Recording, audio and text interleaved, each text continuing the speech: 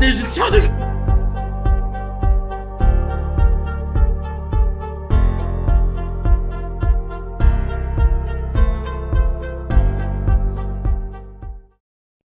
Was sitting there. Traded up. The Jets traded up. And there's a ton of good guys on the board. And the Jets traded up. And there's so many good guys left on the board. Greg Lloyd is on the board. Nakobe Dean is on the board. We can do this. Jet up, baby. What'd we give, guys? What'd we give? Come on, Green Bean. What'd we give? Tell me what we gave up. Oh, yeah, I got to get off the grid, too. Thank you for reminding me. I had no intention of... What did we give up? What did we give up? Are we taking JJ? Are we taking JJ? Oh, my God. Are we taking Karlaftis? This is exciting. Yes. Whoa, they just showed what we gave, and I missed it. Hold on. This is what we traded. This is what we traded. We gave up our second round, our 35th and our 69th. We still have our 32nd, but we gave up our 35th and 69th, so we're done. I mean, we still have the 32nd, but I mean, not the 32nd, the 35th. We still have the 38th. Still have the 38th. So tomorrow we have one pick. We still have 38th. Oh my God. The Jets from Tampa Bay. Right. We got a third round pick back. We got a third round pick back. 69 and 163. So we gave them a second, a third, and a fifth. But we got a third back. Where's the third? Where's the third? And later than whatever. Hang on. Okay, we got a third back. Don't look. Don't look, Jeremy. Don't look. Okay. They traded back to get Elijah Vera Tucker. I love trade now. It's gonna be all sorts of exciting. Okay, we got. I'm listening to Ryan. I didn't see that we got a third back. Okay, so we gave up 35 and 69, but we're gonna get a third back. And you never know, that third, even if it's 80, might be the same guy we want at 69. You don't know, right? How many mock drafts do we have where there's so many guys and so much parity? The question is, who are we picking? Are we getting our edge? We're getting 3 first-round picks, baby. 3 first-round picks. I can't believe it. We're going to shell out. That's why we want cap flexibility. And there you go. This is amazing. I am so excited. I can't believe we're back. This is great. Oh, my God. I'm so stoked. And I'm writing that right now in the chat. Who we picking? Karlaftis, JJ, Lloyd, because I know Brady is in this. I cannot believe this is happening. Oh my God, I'm so excited. I can't look at the chat or anything. Here we go. It's happening. Don't know yet. I wanted to have to pick at 25. Oh my God. Here it comes. Double or is amazing. JJ! We got Johnson at 26. This is great. Yes! J-E-T-S. Jets. That's how it went. That's how it went last night in one of the greatest, most epic evenings in the history of a Jets draft. Let me welcome some people in the chat. I see Iowan Jets fan. I see someone talking a lot of trash that's about to get blocked forever. I see Grandizer, Iowan Jets fan, Bismo Charismo, Friggle D, Kane Golter, Dark Soldier. What is up? That was amazing, right? Wait till you see the edited version of all my reactions, man. And I got a reaction for every pick. Everything we did, there's a reaction for. It's going to be awesome. It's going to be fantastic. But, we got to get to business and we got to start introducing my co-hosts for this evening. There's a bunch of them. So we may as well get started. So let me get some music going here. By the way, let me say it because it's the description and it helps the channel. This is NFL Chaos with Jeremy. I am Jeremy and I bring the chaos. But enough of that. You know this guy. He's with me every Wednesday night. But like me, he could stay up. Not not like our bumbling, big, overgrown ogre of a friend Nick. Welcome. Also celebrating the Mets' second no-hitter in history, Y2K99.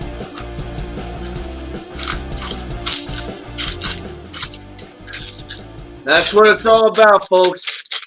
Jets, Jets, killing this draft. What a 2 days it's been. Now, I would say I've liked the first day a little bit more than the second day, but I am feeling very good. I'm feeling enthusiastic, and I'm feeling very hopeful about the future, and I'm glad that we get to talk about it tonight. All right. And guess what? We have another guest that's going to start the show with us, who's going to give his reactions. He's pretty excited. He was here on Wednesday night with us. And let me give him his intro. I improvise this stuff. It's not like I write it. So here we go. Let me go. Ladies and gentlemen, our guest. I don't know. You know when you find like a stray pet and you bring him into the house, and there's something about him, so you keep him. Well, there was a guy in my chat once, and it turns out he had a channel. I said I watched a couple of his videos and I couldn't stop watching. I brought him into the show once, and then I don't know. We just keep bringing him in. It's like an addiction. He just got his way in, and he's building up his channel. And if you haven't figured it out, the guy I'm talking about it is Talking Jets with Tigo. What is up, guys? What's up, What brother? a draft. 2 days that we've seen. It's just, I can't even begin to talk about how much I truly, truly do love this draft in every way, shape, and form. Even like the picks I don't agree with. I still can find like, it all comes back to in JD we trust. And I do trust in Joe Douglas. And let's just, go Jets. Let's do this thing. I love it. John Nolte is come on. Grandizer's here. You know, Grandizer's a Miami Dolphin fan, but he congratulated us. He was congratulating me the other day. He always sends me these private messages. So it's pretty cool. He likes us. So it's like, even though it's a rival team and he wants to beat us, he also at the same time is happy for us, which I think is really cool. So, And nice of his Dolphins to show up at the draft about 20 minutes to midnight. But Hey, they showed up eventually. they They showed did. up. right around the same time that Payo Times Rams did. It was not that far apart. Yeah. So there's a lot of things. Thanks, Bismo. I'm glad to see you too, man. There's a lot of things to talk about. Yesterday we haven't reacted to that. I know people I see from the chat want to react to today. So I guess because it's the most recent, we could start and react today to what we saw today, and then we could share our reactions from last night, which was probably one of the greatest nights of my life as a Jets fan non-game. You know, like I've had some good off seasons. We've had some exciting moments. But I knew Zach Wilson was coming. You know, I knew that we were going to get a quarterback the year we took Darnold. There was something about last night that I just don't know. It was the way it came together, the way it started off disappointing. So I thought, the way I thought that we missed filling our needs. I was just not happy with what was happening with the first pick, because I said I love Sauce Gardner, but holy shit, we're going to either end up without a wide receiver and not an edge. And that really concerned me. So it was kind of like, I'm excited. Yeah, how can I not be excited about Sauce Gardner? He's one of the best athletes and players in the class. But as a team, I was just thinking, how are we going to fill our needs? And hey, welcome, Stud City. So it was a little, threw me off a little bit. But when they traded up and took JJ, it's like the entire thing melded together. We saw that, yeah. The rest of the Right in draft, front of our eyes. it's right one in of front those of our things eyes. where like the draft up until that point, if we didn't do anything, would have ended as like everybody would have had this is a great draft, but right, there would have been a but at the end of every single Jets fan media personnel, everybody who had anything to say about the Jets would have been walking away with Sauce Gardner and Garrett Wilson, arguably the number one cornerback and number one wide receiver on almost everybody's board. Is a great draft. But what are they going to do about the pass rush? What are they going to do about stopping the run? And once we come up to go get JJ, that changes everything, because now there is no but. We got our guys, the 3 guys that have all been mocked to the Jets at 4. We got them all at 4'10" and 26. So gotta love yesterday, man. How about you, Adam? It was a one-of-a-kind night. I hung out with the Virginia Jets fans group. We had a fantastic time, and I could certainly tell you some stories from our energy and the vibe that we had taken over that bar last night. But boy, oh boy, yeah, it was – I knew by the end of the night that it was one of the most pivotal nights in the history of the Jets franchise.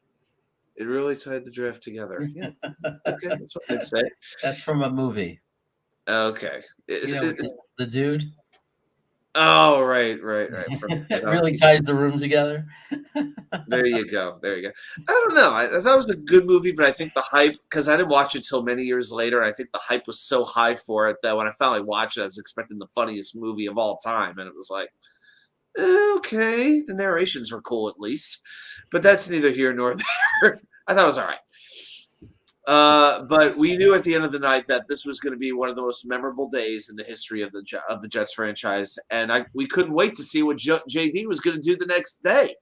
You know, we couldn't wait to see what was going to come up next. And now that we've seen it, there's even more to analyze, to think about, and we have an even more clear picture of what we have on this roster going forward. Yeah.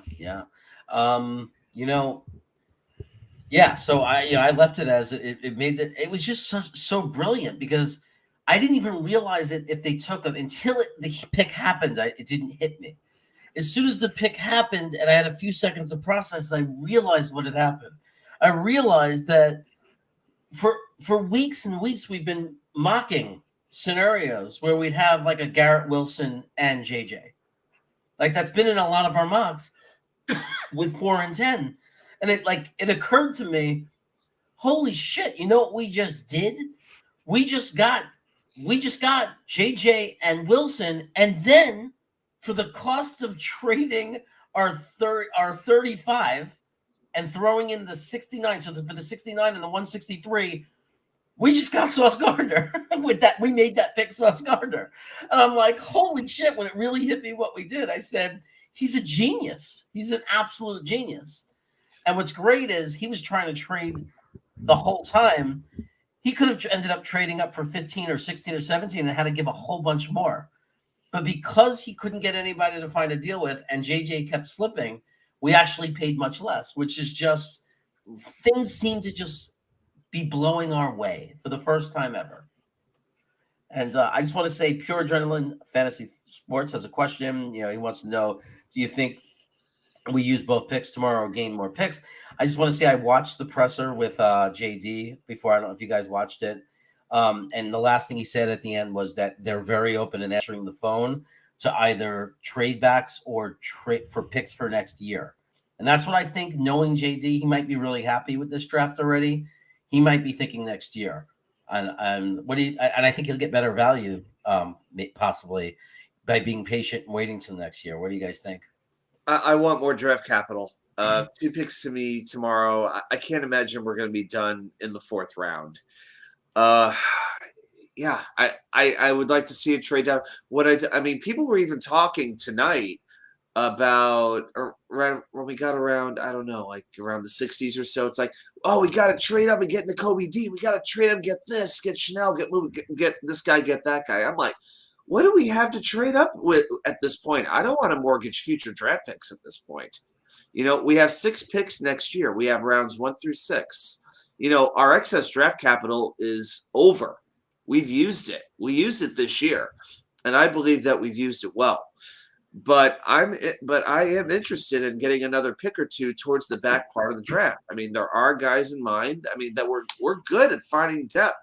You know, this is the best general manager I've seen at finding value in the middle rounds and the late rounds of the draft. I've never seen a Jets general manager do this.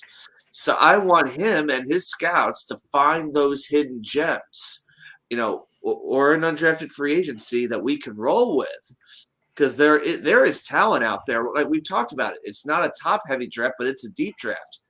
Well, if it's a deep draft, would that depth not extend to some guys who aren't going to be drafted by Saturday afternoon?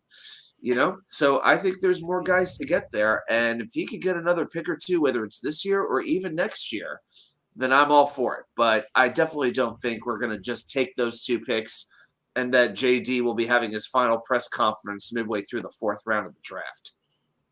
Okay, just real quick, I want to introduce our next guest. Somebody asked, are we bringing in or inviting more guests? Dark Soldier, the answer is yes. Please welcome our player analysis expert, the guy who had Breece Hall as his number 1 running back on the board, Tom C. No music? What the hell? Well, you're late. I'm just kidding. I'm just kidding. You're already on the mainstream with like 24/7 earlier. You've already got all you need. Oh man, what a day! What a day! It's like, Wow. man, you Right? graduated. Holy jeez, what a couple days, man! Yep. Glad to be here, chat. Glad to be here, panel. Fucking A. Jets. Real quick to kind of go back to that other question, I think we stick Pack at 111. That's what I would like to see, and then trade back from 117. There are so many good tackles left on the board, and I would really like for us to, at the top of the 4th, really get that backup swing tackle. I'm looking at players like Kellen Dyche and Kennard and things like that who could possibly come in and be that, insurance that isn't the number 4 pick. Zach Tom, Matt, let's go. There's Exactly. quite a few guys. There's a lot of guys that are on the top of my board as of this moment who are tackles and tackle guards and things like that. And I would really like for us to take one of those. But I think at 117, I think you could definitely shop that around and probably like pull off a New England and Houston pick like day 1 of the draft where New England traded out of 5 for a 6 and a 7. I would like to see us trade out of 4 for maybe a 5 and a 6.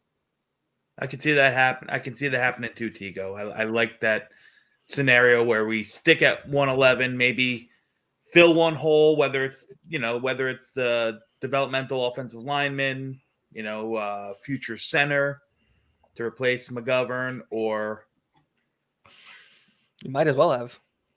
or that defensive line, and then move back and gather some more capital either this year or next year, man. But even if we take the 2 picks and just kick back and watch the last 3 rounds, I still think it's a home run.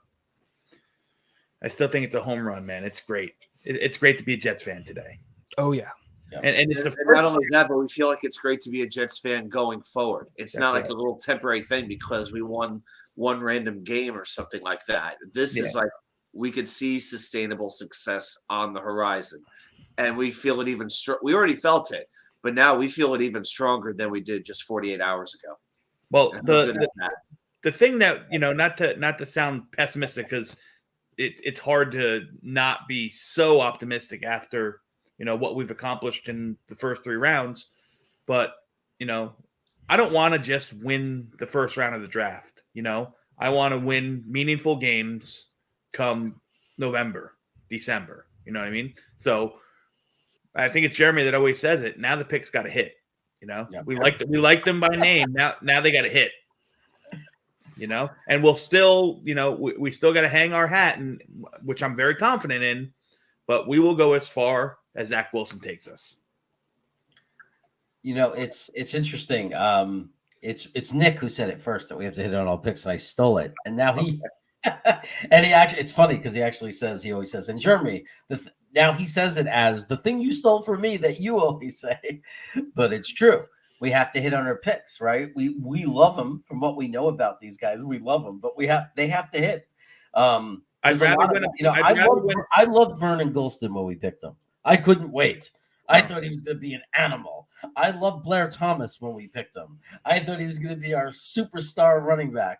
So they got to hit. And but I really like Joe Douglas. I really trust him. I have this deep faith. I just think him saying that he got 3 guys in his top 8 on the board makes me feel so much more confident. Yeah. Is it just me? I can't assume it's just me, but do all those like videos that they show when they're calling the, their new picks, does that just get you jacked up or what? Yes. Oh, I thought you were gonna say something else. And I was Oh. gonna be really sad there for a second. I thought you were gonna be like, does anyone just like not like those videos? Because I was like, no, I want to No run through way, walls dude. after watching those videos. Yeah. I He's my want Robert favorite- Sala to just call me for no reason. I want him to like be my alarm clock every morning. Yeah. Just get me out of bed. Yeah. Oh my gosh. Oh my Oh. gosh. If Robert Saleh ever gets fired, he's going to have a healthy career doing like cameos. Cameo, Like, exactly. call somebody and be like, Green Bean! Ah! J. Cole. just screaming names. It's just like you can tell that like we didn't see that in previous years, that excitement, that energy. The thing that got me that really like clicked it on, it was like, oh, like wait, like it really like we really have changed as an organization was the we're on the clock call. That video, Yeah. it was like 16 seconds where he hangs up the phone and he looks at Robert and he goes, "We're back on the clock, baby." And Salah just comes running and jumps on him like, dude, you're like 210 pounds. Calm down, Joe. Joe wasn't ready for that. Don't break our general manager. We like this guy. Right. And even with like COVID, they could only do so much. Like they were masked up. In previous years, you didn't really get a feel for it because you couldn't really see their faces. I feel like I've got an even closer glimpse of them now. Like you could really see the enthusiasm. And oh my God, was that so cool to see? Yeah. It's like the Jets media department, they got some good editors over there. Oh my goodness. Yeah, As yeah. we saw with the Elijah Moore hype video, they just need to make a loop of every draft pick call, one right after another, and just like have that continuously play. Put that on YouTube. I mean, I would be playing that like in a loop because it's just so good. It just gets you feeling good. It gets you feeling excited. The whole Jets what's media not to love department about deserves it? a raise because like even the No, Elijah I'm Moore just hype kinda video, like the Elijah Moore hype video for the draft had me ready to run through walls. Like Yeah. the Flight 2022 trailer had me ready to run through walls. Like it's like they however much money they're getting paid, it's not enough. They need more. The Jets, Owen brings up a good point where Brandon Smith is still on the board. We forgot about him. Brandon Smith from linebacker, University, Penn State. He's still on the board. If we pulled that off and got him, there were many mock drafts where we picked him in third round at 69. I mean, many mock drafts. He does fit the prototype athletic wise, right? I mean, he has a high raw score. He definitely he definitely fits the athletic mold Mhm. that JD and Salah seem to like on the defensive side. Not my favorite prospect. Misses way too many tackles. And he does much better when kind of given that free reign, playing in space. He played like that big nickel or that safety 2 years ago where he really killed it. And then he gets eaten up a little bit too much inside. So I don't know how how that will translate to the NFL. Personally, that's just my opinion. Like the player, not too sure of some of the the skill set that he has. Love the athletic profile, but I don't know. I think there's other linebackers. Jojo Doman, I think, is higher up there for me personally. There are many more at this point. I mean, I remember when we were doing like a alleged mock draft, and you were just like pushing Smith farther down and farther down. Yeah. And I got to be honest with you, I think you made a difference with that. Like we were like, oh, we were interested in Brandon Smith, but Dom, you wield some powerful influence, my friend. Yeah, I know. I mean, You talked us out of him, but at this point, you know what? If they were to grab him at this point in the draft, I'm like, cool, let's go for it. But and I still want free safety. I really want to get a safety who can cover. And oh shit, I made a video on this talking about the free safety, which was, I think, low key. What's happened here is that I think the Jets are going to play DJ Reed at free safety, because when he was coming in, all the updates were coming in from like ESPN. New York Jets sign Seattle Seahawk or Seattle Seahawk DJ Reed safety. And we saw that a lot. And what happened is it immediately changed, and Jets fans and Jets the beat and talking heads were all talking about he's a corner, he's a corner, he's a corner. And because a lot of the plays that he played were at corner. But I look at it and I go, what if we went and we just lined up a defensive backfield of we do a lot of nickel and dime. So it'd be like Michael Carter in the slot, Gardner and Hall on the outsides. And now you have Whitehead and Reed as your safeties. Whitehead obviously playing in the box and Reed playing as a coverage guy. I think that gives us a lot of flexibility. And right then and there, we don't have to get a safety. We don't have to draft one and do anything like that. And that'll push players like Jason Pinnock and Ashton Davis and Elijah Riley down the board even more. And now we have, in my opinion, 4 or 5 studs that can play in that defensive back room since we run so much nickel and dime. Yeah. Listen, I like the idea. It makes sense. And I could see something like that happening. I could see something like, in the same mold of what you're talking about, Tigo, of them just putting the best 4 or 5 defensive backs out there, scheme specific, and saying, all right, we're going to run, we're going to be the LA Lakers. We're going to be positionless, So outside of course, Sauce, who's So going Dom- to lock down a half. So Domsey, what round did you say you have Jeremiah Gemmell as rated? Gemmell. So Gemmell. I actually, it's funny that I don't remember if Stud was in on the Green Bean Patreon talk when I talked about linebackers, but he's a guy I talked about. I like him a lot. He's a middle linebacker, North Carolina. He had 85 tackles the past couple years. He's a little bit stiff. He's not the most fluid. He's definitely more of a he's got the build of a Nakobe Dean, but plays with the vigor of Leo Chanel. Knows how to get skinny, can blitz good, does those good delayed stunts and blitz and so on and so forth. Probably more of a 2 down or a special teams kind of backer. I don't have a draftable grade on him, but he's a guy I would love to go get as an undrafted free agent. He's going to be a special teams star, and he could, with some time and with a little bit of good coaching, he can put in some meaningful reps in the next couple of years. Okay. Yeah, I didn't know much about him. I'll admit with Anderson, it's like I think a lot of people, it was more like it's more about like Penn State. There's no for linebackers, but he is a great athlete. I mean, I did see those RAS scores, and he's very athletic. So, and it does that, so that's why he had me. But also JoJo Doman, do you think it's too early to go for him, or do you think he's okay at with one of these 2 picks? Listen, at this point, I think everyone's board is different. Every NFL team's board is different. So, I mean, who had Cole Strange going in the first round? Did anybody have Logan Bruss rated that highly to be in the 3rd round? I mean, the Giants took some guys that I didn't even know, and I fancy myself pretty keen on some of these prospects. Yeah, Danny Some guys Gray. I didn't even look at. Yeah. So at this point, I don't think it's the round or where they're projected really matters at all. Now it's going to be teams are going to be looking to,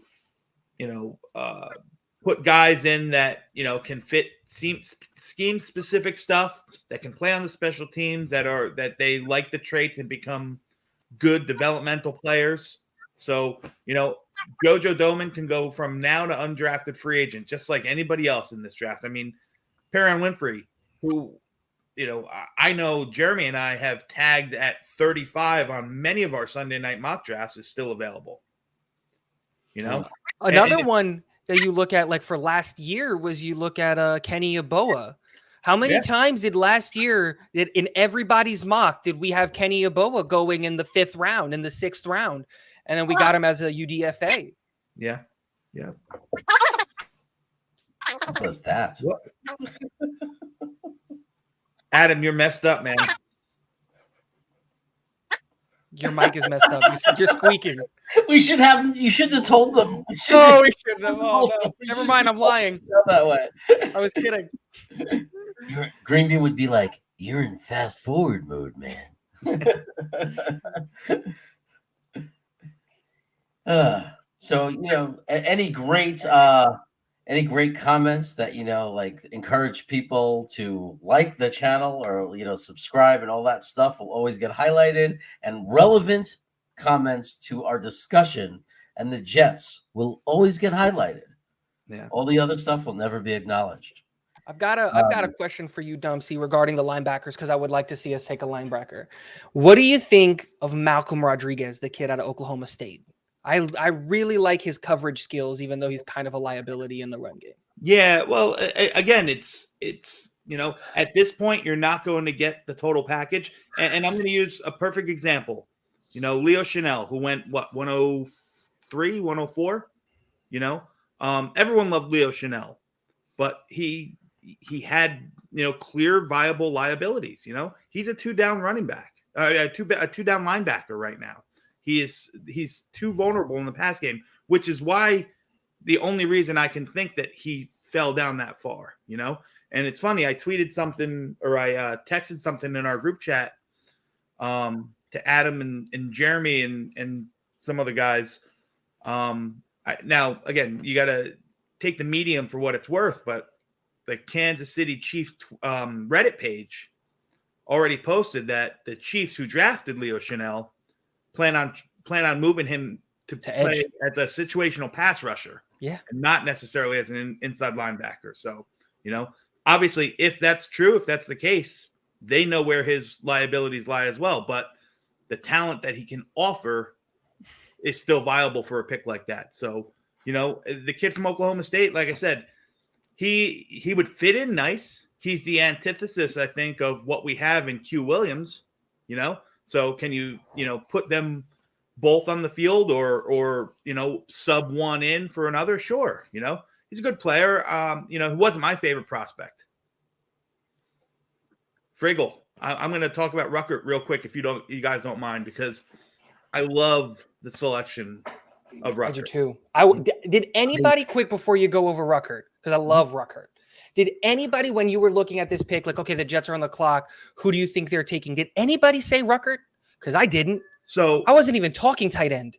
When I was with the guys on Jets 24/7, I had made mention. I'd say, the guy I really want to see Ruckert. It's a homegrown kid, Jets fan, nice to have him. But I was really honed in. Like, I think Shannon Tyndall would have been a great fit for our defense. And he was still on the board. I was like, oh, wow, we're going to get Shannon Tyndall. And then the Ruckert came, and I wasn't disappointed, for sure. Like, it makes sense, the skill set that Ruckert has right now as a fabulous blocker, limited athletically, fabulous blocker. He's a dog. He's got the moxie behind him. But he doesn't have to come in and necessarily be a stud and produce right away. We have Uzama, we have the kid from Minnesota that we got. Uzama is going to be, what is he, 29 now? He's in a 3-year deal where we can get out of it after 2 years. This is perfect. This is how good teams build consistency and continue to be good teams. They put pieces in place that can sit and learn and kind of marinate so that, when Uzama is 31 and we can get out of it, his contract scot-free, we have that piece in place who has now 2 years of experience. It completely makes sense. Yeah, I actually told Greenbean, I put it in the panel and copied him, and he goes, and we talked about it right before it happened. I said, Greenbean, I go, want linebacker. I said, but I could see Jeremy Ruckert right now. Yeah. As a value pick. I said I could see it as a value pick because, and everybody has different draft boards, but as far as all around tight ends, a lot of the guys we talk about are really good receiving tight ends, but you wouldn't trust them against a defensive end. Yeah. Right. I mean, they'll try. We take good character guys. They'll try. Those young guys, there's some of them like, they'll try and it's not like they'll run away. They're not like, likely, but they're just not guys you can really count on, where you can create a play and design a play. With Ruckert, you could design a play where you could actually trust him to get that first hit to slow down the defensive end of the other team. Yeah, Ruckert to me it kind of fits the mold of the guy who was good in college. You could tell he's a good player, but he's going to be a much better pro than he was in college. Whether it be because remember what Ohio State had. Ruckert had 37 catches, 3 touchdowns, something like that. Something right around there. It's just usage at Ohio State was his That's right. problem, right? Like, it's he hard. wasn't a focal point. It's hard for you to be a target when the other 3 guys, when you're looking at that wide receiver rooms, are a top 10 pick, the very next pick after him, the next wide receiver taken is your teammate, and then next year the Probably first a top wide 5 receiver pick. gonna Yeah, be taken exactly. off the board is the other guy that's on your team. It's Yeah. hard for you to get snaps, and I agree. I think that when you put him in a relatively small package on that offense early on, and you say, we're going to run you out there on these certain situations on third downs when we need like fresh legs in that tight end space, or, we need that last yard and we need those fresh legs. It's just building him up there, because as much as I love CJ and Conklin, like, we do need depth at the tight end position. And I love Kenny, but I think Jeremy has a much, much higher ceiling than Kenny does. Yeah, well, and they really gonna the focus on those two alone is they're complete opposites, right? Kenny's going to be that F. Kenny's going to be that flex tight end. Mainly a special teamer, but he's going to be there. The big that big slot in certain sets, so on and so forth. Ruckert's going to be more of that inline blocker, I think, and that's where I think his forte is going to be in the NFL. Not to say that he can't do the other thing. Kenny Yeboah is more of a gifted pass receiver than Ruckert is. Ruckert's a hell of a lot better, handling, the inline block and stuff. So they play off of each other very well, and I think they're all going to have a part. Remember what our tight end room looked like last year, right? Who do we have? Blake Griffin? Ryan Griffin was our go-to. Tyler Kroft? We're leaps and bounds better than we were. I got to plug in. I'm sorry. Give me 1 second. See, and this is what blew me away about the Ruckert thing. There are so many areas that were weaknesses 15 months ago, right? Or even a year ago. A year ago, we were freaking out. We got no cornerbacks. Our secondary sucks, right? Remember we were saying that, and then when Carl Lawson went down, oh my god, but we had so little confidence in our secondary, and we also said we don't have a tight end. We have no tight ends. And where did we think we were strong? Wide receiver. Now look at us.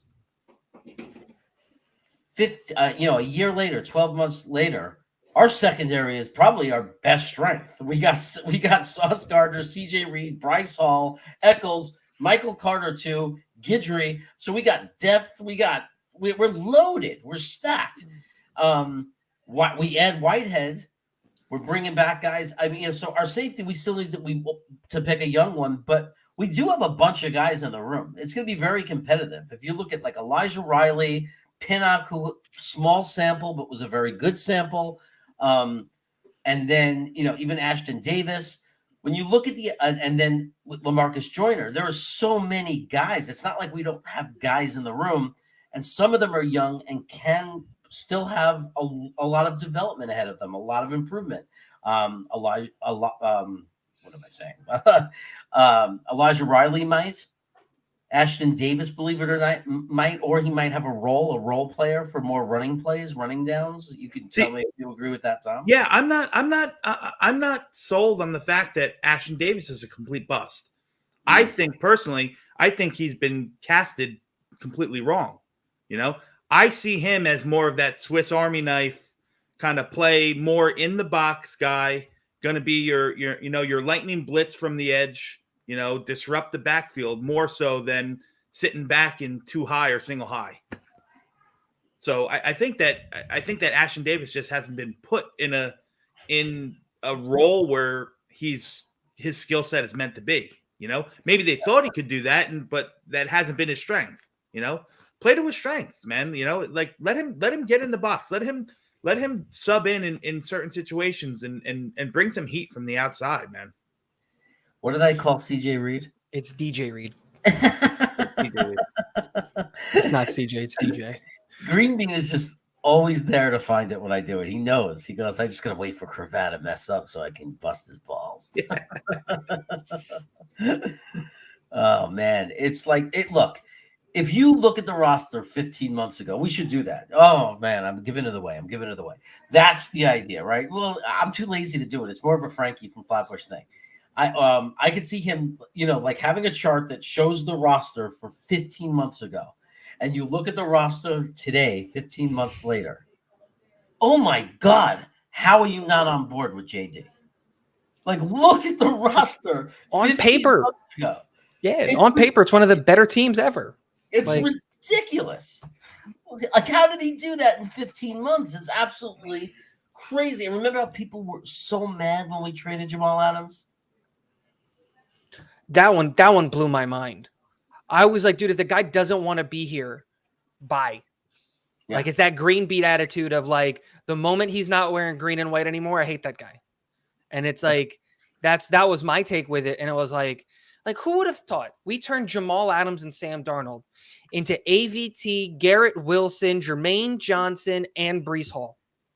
Come on. Right. Come on. Thank you, Grandizer, for the reminder. Yeah, guys, hit that like button. Help me out. If you haven't subscribed, Thank you, subscribe. Green Bean. We appreciate that. And I think his Rucker could improve his tackle breaking, but he's not juking many guys. I like Rucker. Catching traffic. He's an asset. Yeah, listen, like I said, his athletically he's very mediocre, But I like the Dalton Schultz comp right there. Dalton Schultz didn't come into the league, blazing trails and kicking ass and taking names. It took him a couple years to kind of find his niche. I should just copy Matthias and just say Reed and Sauce so I can't mess up the first names or the last names, But man, on paper, it really does look amazing. I want to hear how there's Jet fans out there that's not seeing it yet at this point. If you look at the offensive side of the ball, okay, second year in this system, which is proven time and time again to have a jump of like an average of like 8 to 12 point jump per game average. It might be a little different for us because we have so many young guys and we're in the process of rebuilding and bringing in so many young guys. But the system gets better and better as you use it. But when you look on paper, you have an offensive line where your weakest link, if Becton's healthy, obviously, your weakest link is not that weak of a link. Our weakest link is McGovern at center, and he's not a horrible center. He's not a strength of the team, but there are plenty of teams out there. The Chicago Bears would love to have McGovern. Right, they would kill for McGovern right now. I mean, they don't have a center, but there are plenty of teams out there. Somebody's getting feedback. Love to have McGovern, right? They would kill for McGovern right now. Somebody's got feedback. I don't know. It's not me. I hear the I feedback. don't know. Yeah, okay. I think it's better now. But anyway, what I'm saying is, you look at the offensive line, you look at our two guards, you look at Becton, you look at Fant, you look at wide receiver now: Garrett Wilson, Elijah Moore, Corey Davis, Berrios for gadget plays, and an unknown with Mims, and I still have hope. I don't know about, I still think there's hope. I'm not giving up on Mimsy. And then you look at the running backs now, and you have Brees Hall and Michael Carter and Coleman and Perrine, because Green Bean likes the still. Pirine, say it right. Pirine. And then you look at the tight end room. Right. You look at two seasoned veterans, proven guys, good all-around balanced guys, blocking, good pass receivers, good solid players, don't drop a lot of passes. Then you draft a guy like Jeremy Rucker. You have a Kenny Yeboah developing. You look on the defensive side, we have Lawson and now JJ coming in. You could move JFM back in the middle. You have Q Williams. You sign Solomon. You still have Sheldon Rankins. You look at the secondary. Maybe we need some linebackers and we're weak there, but this is looking like a real team. There's no it's feeling like there's no reason that it's very hard for me to stay conservative and say, no, we'll be happy with 7 to 8 wins. It's hard for me to say that now because on paper, I just don't see why we have to settle for that. Yeah. I agree totally. I was on this train before the draft, knowing that we were going to walk away with studs in the first round, whether that was a combination of Jermaine Johnson and Garrett Wilson, Sauce and Wilson, Sauce and Jermaine, Icky and Jermaine, like whatever combination of 2 picks that I believed was going to happen in the first round. I had a hard time looking at our record and the players that we would have potentially added and going, I don't see how we can't be a team that's like seriously in competition for that second place in that AFC East. I think we can take it to New England. I think we can take it to Miami.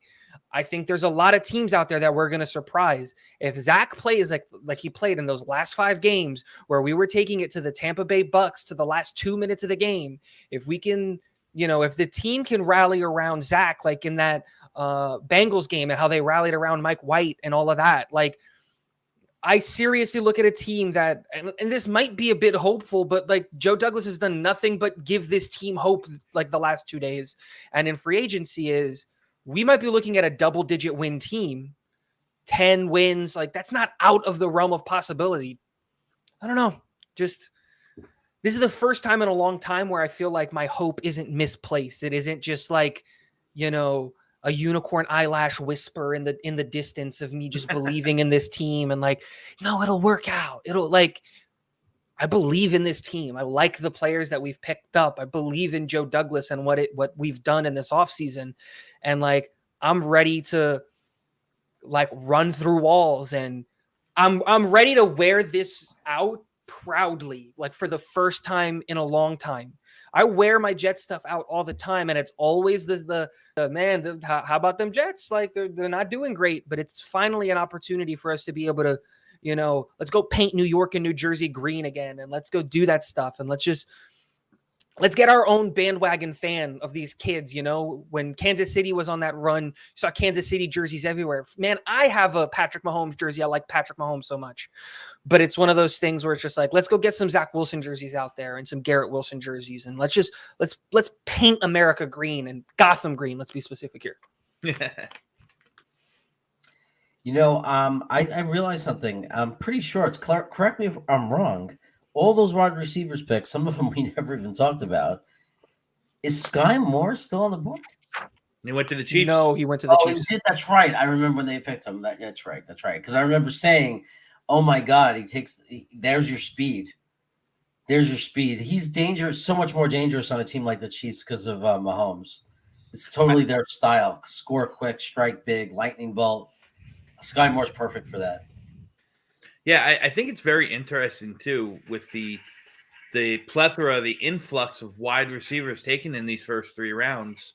How much the record-setting off-season contracts that some of these guys are playing into it, right? You're getting guys. We get Garrett Wilson for 5 years now, relatively cheap, as opposed to 25 to 30 million that it's going to cost. For some of these guys. Now, again, I'm not trying to compare Garrett Wilson to AJ Brown or Deebo Samuel, but who's to say he can't get there in 3 years? I got confidence that he can, especially in this Mike LaFleur system, which is perfect for his skill set. Yep. Adam, are you able to talk without sounding like a chipmunk? I don't know. How does this sound? Perfect.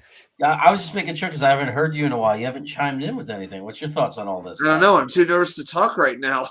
That was pretty funny. When you did that, Shouldn't have said anything. Doman and Falele tomorrow. I'm not a fan of the Falele to the Jets. Not at all, but I am of Doman. I'm a fan of Falele. Let me say that. I like him as a player and as a prospect. Just I fear asking him to like run in space and be he's got to go to a power blocking scheme if he's going to develop at all. Yeah, or do move you- him inside. And I don't know at that size if you can really move him inside. I mean, can you imagine Zach Wilson trying to throw, over the middle when you got 6'9" Falele in front of him playing guard? It's funny. Somebody said it's I never really put much to it, but if you look at the size, the average height of the linemen for the Arizona Cardinals, they're like 6'2", 6'3", and under. They're very small comparatively to the rest of the league. Makes sense, right? Kyler Murray's got to throw over him. Kyler has to play in the shotgun and then take a 7-step drop. Yeah. Like he's playing 10 yards off of 10, 15 yards off of the line of scrimmage. And I can relate. I was a small quarterback in high school. I'm 5'10". I'm 5'10 and a half officially, according to the Navy, right? So I'm taking my half inch. But it's just like I had to do the same thing when I was in I'd start in pistol and shotgun sets and take 7-step drops every single time because I couldn't look over 6'4", 6'5", 6'6" guys and see the line. Luckily for me, we had white helmets at my school, so I would just find the white helmets, and that was it. That's what I was looking for. Welcome to the chat, Boogie Down Bronx. Good to see you, my friend. You're up late. If Zach takes a step forward, we can healthy, no major injuries to our blue chip players. Exactly. Staying healthy is huge. Fighting for a playoff spot. If we stay healthy, I think that's how it would happen. That's the number one thing right now. We definitely have the potential to win a lot of games. I don't care who we're playing. I don't want to hear about schedule. We have the pieces. The two things are staying healthy and Zach progressing. Obviously, if Zach goes nowhere, if he starts the year like he did last year and he doesn't start from where he left off, and then progress from there, that's a problem. But if Zach is managing the game well, he doesn't have to be at his potential yet. He's only in his second year, but he has to manage the game like he was at the end of last year. He has to successfully manage the game and protect the ball.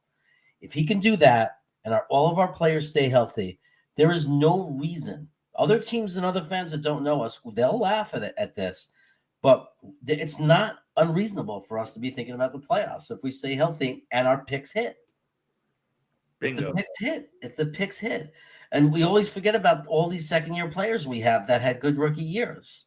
They could be a lot better. They might come back a lot better. So there's a lot of things that can go our way. And if it all comes together, we might surprise a lot of people. Yeah, I'm glad you said that about the second-year guys, Jeremy, because, I don't think a lot of people, we're kind of infatuated with the names in the draft here, the Chanels and, the Channing Tindalls and all the linebackers, maybe they're just happy with the young guys that they drafted last year that play the position, the Sherwoods and the Nasaldines. Maybe they're confident in them taking that second-year step and to be from learning more special teams role player-esque to really playing meaningful downs, It seemed like at the beginning of the year, they were really, really into, Sherwood. Like they really liked what he was providing. And like the injury, I think I think the biggest key here is just, we can't be taking guys off of practice squads and starting them 3 days later. I look back at that and I think that wraps up the whole Jets season last year. Was we took Elijah Riley off of Philly's practice squad. And I think we took him off of Philly's practice squad because we could get him to Florham Park quickly. Like, I literally think that was the only reason, because he was right, like, across the border. We can go. He's basically in New Jersey, right? And we can basically go get him, bring him in, and 3 days later, he was starting for the Jets on Sunday. And so if we can stay healthy, or even like, I know that we were right in the middle of the pack when you look at injuries for the NFL. If we could even spread those injuries out a little bit more on both sides of the ball, right? Because injuries are going to happen. If we could have a more spread out and saying, like, let's not just have our entire secondary and pass rush decimated. We didn't get a single snap of Vinny Curry, not a single snap of Lawson.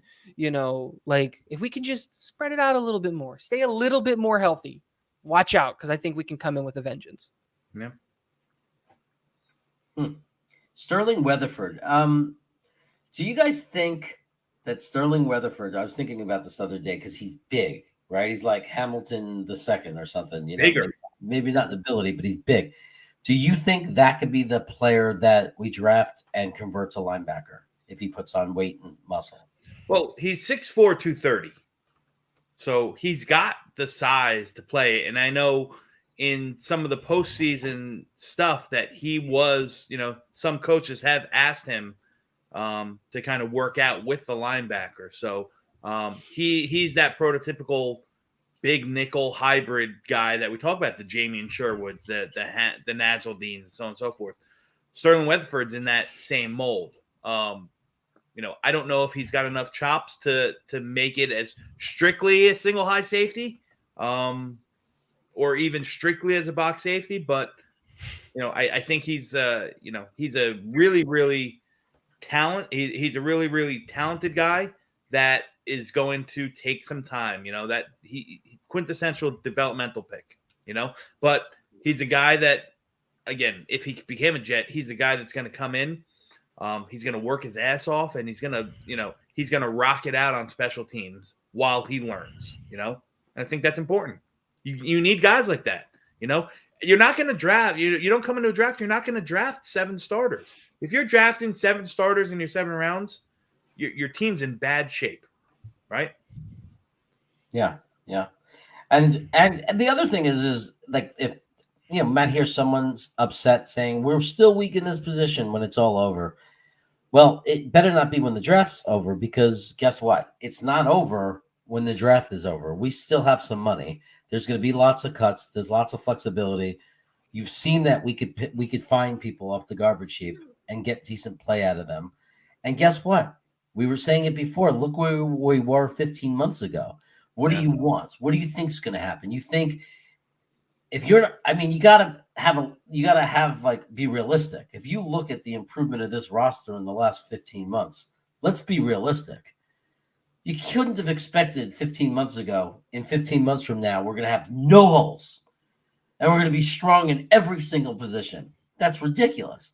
The fact that we've come so close that we're talking about, you know, after tomorrow, maybe it'll be 1 or 2, is amazing to me. It's astonishing that we're no longer like, after tomorrow, let's get those picks, and then let's do something where we try to find out where are our holes. Tell me where our holes will be.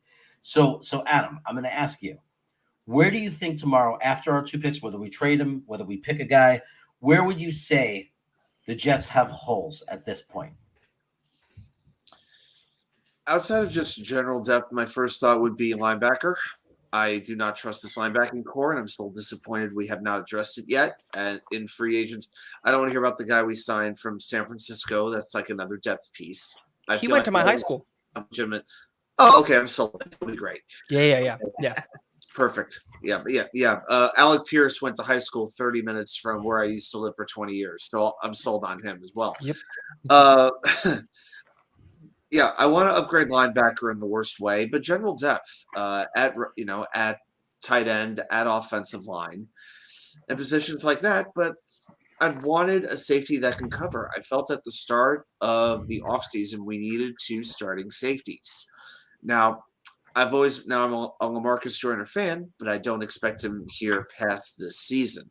Mm-hmm. And at this point, I'm going to continue to beat the drum for somebody that I feel like I am the only person in this guy's corner anymore, and I am still a fan of Verone McKinley.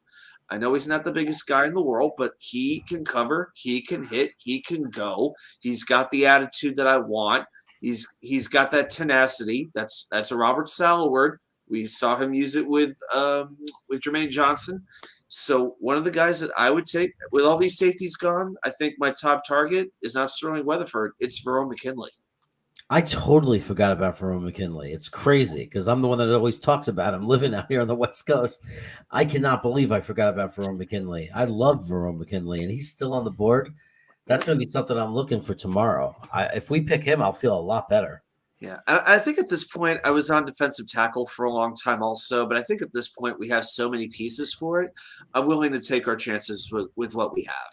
So if they don't go defensive tackle or if they go undrafted free agent for DT, then I'm fine with that at this point because I feel like they have 10, 11 guys for the defensive line at this point. So I've got the depth chart up. It's the deepest part of our team because like it's just we've got 5 guys at every single like right edge, left defense edge. Like it's 5 or 6 names deep.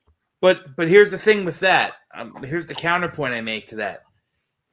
Where do we stand in regards to age and contract status with those guys? All right, take Q out of the equation. I'm going to assume we're going to sign Q long term. Whether or not you think that's going to happen, for this argument, we're going to say that he's going to be there long term, right? So go down that Tigo. If you have the chart up, go down the interior defensive line. Yep. Let's go name by name there. Because this is the reason I'm saying is I think this is the area. I think we still need to address offensive line and defensive line. We need, you're going to need another swing tackle. Chuma Doga's contract is up after this year. Serviceable, nice player, but he's just, he's kind of a jag, right? Just the offensive line for me is definitely where I would say the biggest hole is. Yeah. And it's not the starting people because I think we've got good starters, but we are one rolled ankle away from Chuma Edoga. We are one rolled ankle away from Dan Feeney. And as much as I love that man's mullet, like I don't want to see him on my football field. I like him on the sideline. He's a good locker room guy. But that for me is it. But if we're looking up right up the middle, it lists our 2 starting defensive tackles. I don't think these are 2 starters. I think JFM is one of our starters, but it lists Quinnen Williams and then Sheldon Rankins on the other side. So Sheldon Rankins, so we're going to sign, we're going to assume Q is going to be here long term. Yep. Am I incorrect in that statement?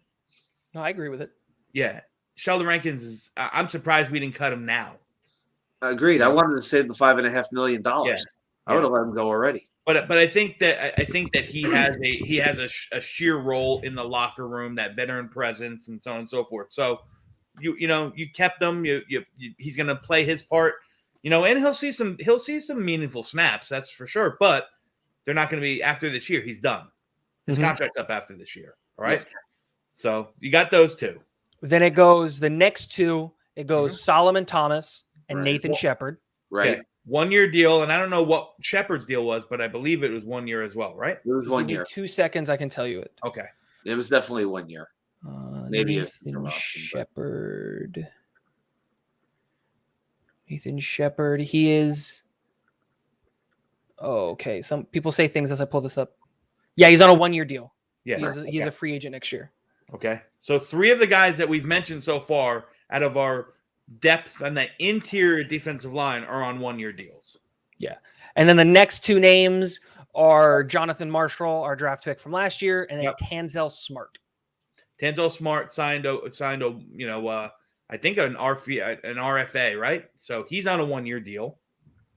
And that's all of the guys that we have at defensive tackle listed there, and I think JFM bumps in as well. Do we still have Hamilcar Rashid by any chance? It doesn't have him on the listed. Practice squad. He is, but they've moved him to off-ball linebacker. They moved him up. He's gonna play on his feet as a Sam or Will. That's just like they moved Lawrence Cager to tight end to take advantage of his alleged strengths. Yeah. So I definitely think that interior defensive line is going to get addressed. Now, Jonathan Marshall's a nice player. I like Jonathan Marshall, and he's under contract for another 2 years. But you take Q, who we're assuming is going to sign long term, and you have Jonathan Marshall for 2 more years, or 3 more years, albeit still very unproven. Outside of that, you got a bunch of old guys or guys that we brought back to fill roster spots on 1-year deals. No disrespect to Solomon Thomas. No disrespect to Sheldon Rankins. I'll disrespect Nathan Shepard because fuck him. That's why. But I think we need to put another body in that defensive line. And maybe it's not in this draft. Maybe it's an undrafted free agent. You let somebody sit and kind of marinate for a little bit. Maybe it's, we spend some of the $16 million that we have in free agent money and we bring somebody in that way. You know, maybe it's a trade as the season goes on. You know, who knows? But if we're talking about holes, I think, you know, for this year, right here, right now, we're fine. But you're not drafting fifth round, sixth round, fourth, fifth, sixth round guys to really make their mark this year, right? Right. So that's where I think both sides of the line is where I would say we still need some work. My thing with the defensive tackle room, right? Because I agree, a lot of those guys are on 1-year deals, and we don't know what they're going to become. Mm-hmm. I would like to see, just because I like the player, I would like to see Solomon Thomas get extended if he can produce on this team. I think, like, if he can stay healthy, I love the idea of a rotational piece in Solomon Thomas if he can come in on a cheap deal. But I look at it and go, that seems like and this is kind of bad. This is why I'm not a general manager of an NFL football team, which is like, that seems like a problem that I can address next year in the draft. Right now, I think we've got enough there now. And everybody knows that when you draft, you're not drafting for right now. You're drafting for 2 years from now. You hear that everywhere. And if that's the case, then we're doing a really bad job of handling that interior of the defensive line. But for me, I really like some of the guys that we have that can bump in and out, because I think that that's the versatility that we're getting. I think a guy like Jacob Martin might take snaps up the middle. You know, not a lot of them. He's an edge.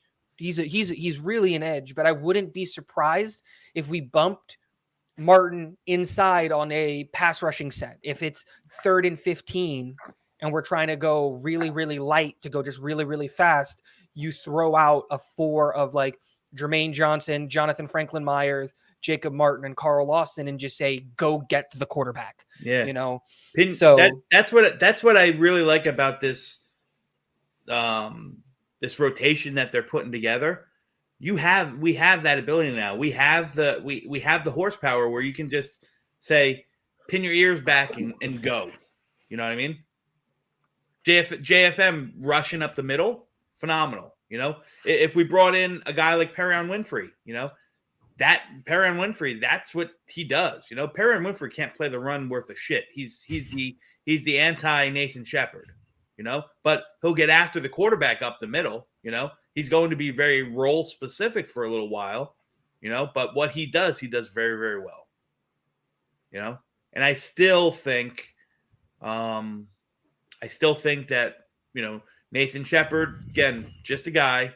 We're going to need somebody that we can, you know, really count on to be our Foley of the future, our true run stuffing, you know, interior defensive lineman, because I don't know if he's on our team right now. It's definitely not JFM. It's not Q. It's not Q. I don't think we have a big body. I don't think we have a Foley on the team right now. Yeah. Well, it's Nathan Shepard. I think that's what I think that's why they brought him back. I guess I don't want to say that. Really? To just address some guy, like on the opposite side of things, we have like no offensive linemen after the starting 5. Which is not completely true, but it's kind of true. We don't really have the depth there. But again, I go back to what I said before about go 15 months ago, go back 15 months ago and look where we were. Look at our roster. And we have to be realistic. Were we going to fill the entire, all 22 positions with quality players and create backups that were all quality backups to have depth in every room? So the answer is no. So we haven't built a lot of depth in our offensive line yet. Although near the end of the year, they actually came in and played pretty well. We went toe-to-toe with Tampa Bay with a lot of backup linemen. So I think it's an area of growth and improvement for the team. But remember, we're just starting the second season with a rookie quarterback and really with a new coach, which really is the second year of a rebuild. Yep. And the other thing I think that we can address there is, does anybody remember how we got George Fant? Like, he was a tweener, he was a swing guy, and he wasn't really given his reps. And now, like 72 hours ago, there were Jets fans pounding the table to not take, pounding the table to take Icky because they wanted to replace Mekhi Becton because they liked Fant so much and they thought he was the tackle for the future. And so I'm not saying that we can bank on that. I've said it, I would like for us to go tackle at 111. There's a lot of guys I really, really like that are still going to be on the board. And I would like for us to pick one of those guys. In my perfect world, 111 and 117 are going to be Kellen Dyche out of Arizona State. And then like, I don't know, Donovan West or Alec Lindstrom out of Arizona State and or Boston College. Like those would be my two picks because those are the positions that I think we need the most help on. But I still like, it's one of those things we can go find a guy in, cuts are still going to happen and contracts are going to get negotiated and things are still going to be able to get out there. Like Tyrann Mathieu still isn't on a football team. Like you got to think of those things as well, where it's just like, we don't have to do everything in the draft and we don't have to do everything at the beginning of free agency. People will get signed after that. Like Jadeveon Clowney is a free agency. Tyrann Mathieu is a free agent. Like Akeem Hicks is a free agent. There's a lot of guys. I'm not saying these are long-term people, but they're still available. We can bring these guys in. And we have the cap flexibility. Yeah. So James Davis, I think we were talking a little bit about it before. Dom actually privately was talking to me about it. Leo Chanel has a lot of question marks as far as pass coverage. So, which makes you as a linebacker really of a 2-down linebacker. Is that what you're saying, Domsey? Yeah. And I think the evidence of that is that Kansas City has already said they're going to probably use him more as an edge than as a linebacker, which is not what we needed. We weren't looking for an edge. And I always worried about that. Whenever I looked at his highlights, they were all him rushing the quarterback or getting behind the line of scrimmage as like a rusher or a blitzer. And as much as I loved him and think he's really talented, we need a linebacker. And our style of defense, we need a linebacker that is proven with the ability to cover. And I still would have liked Leo Chanel somehow. A talent like that you could make fit on a team. But that would be my answer of why he wasn't picked, because a lot of teams today in today's NFL, they want linebackers that are proven to be able to cover the pass. Yeah, listen, I know why he was passed up and so on and so forth in the injury.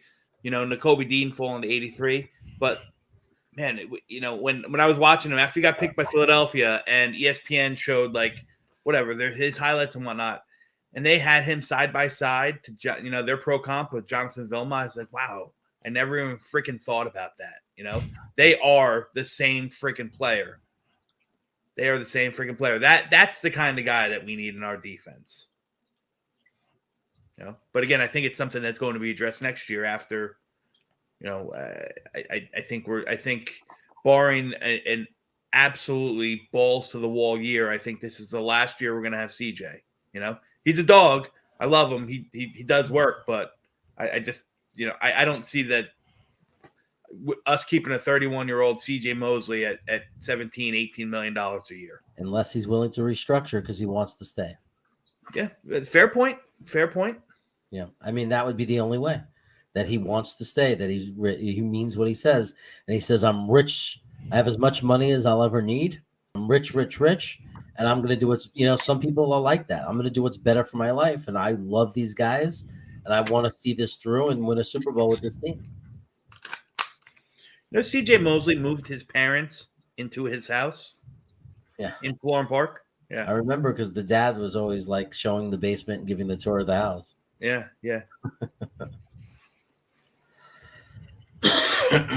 Friggle D. I agree, man. I keep saying it. It's not only about stopping the other team and getting the ball back and as far as just better defense, turnovers.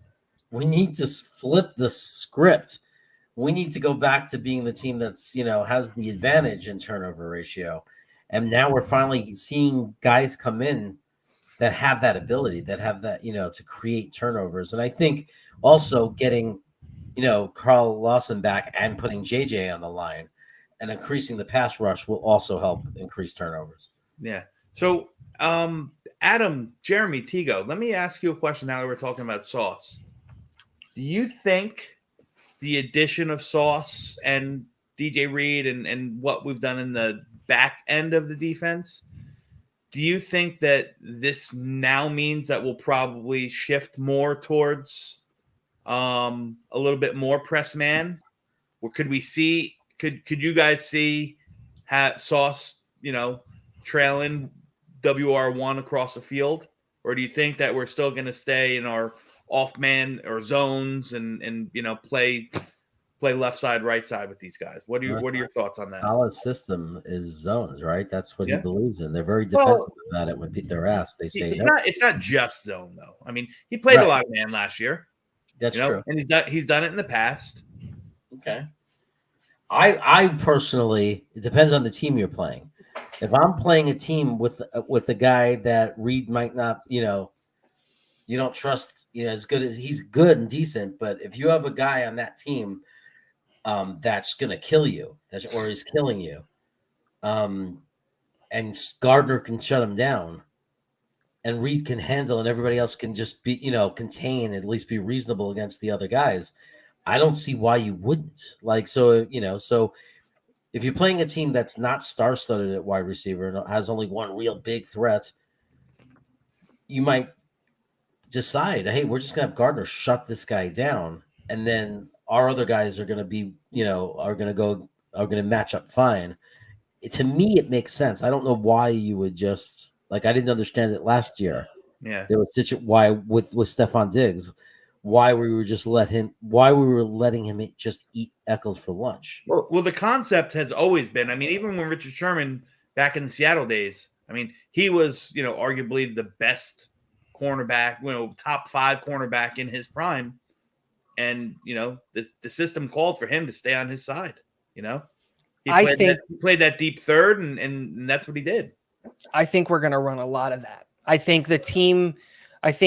adding Sauce and adding DJ Reed coming in brings in a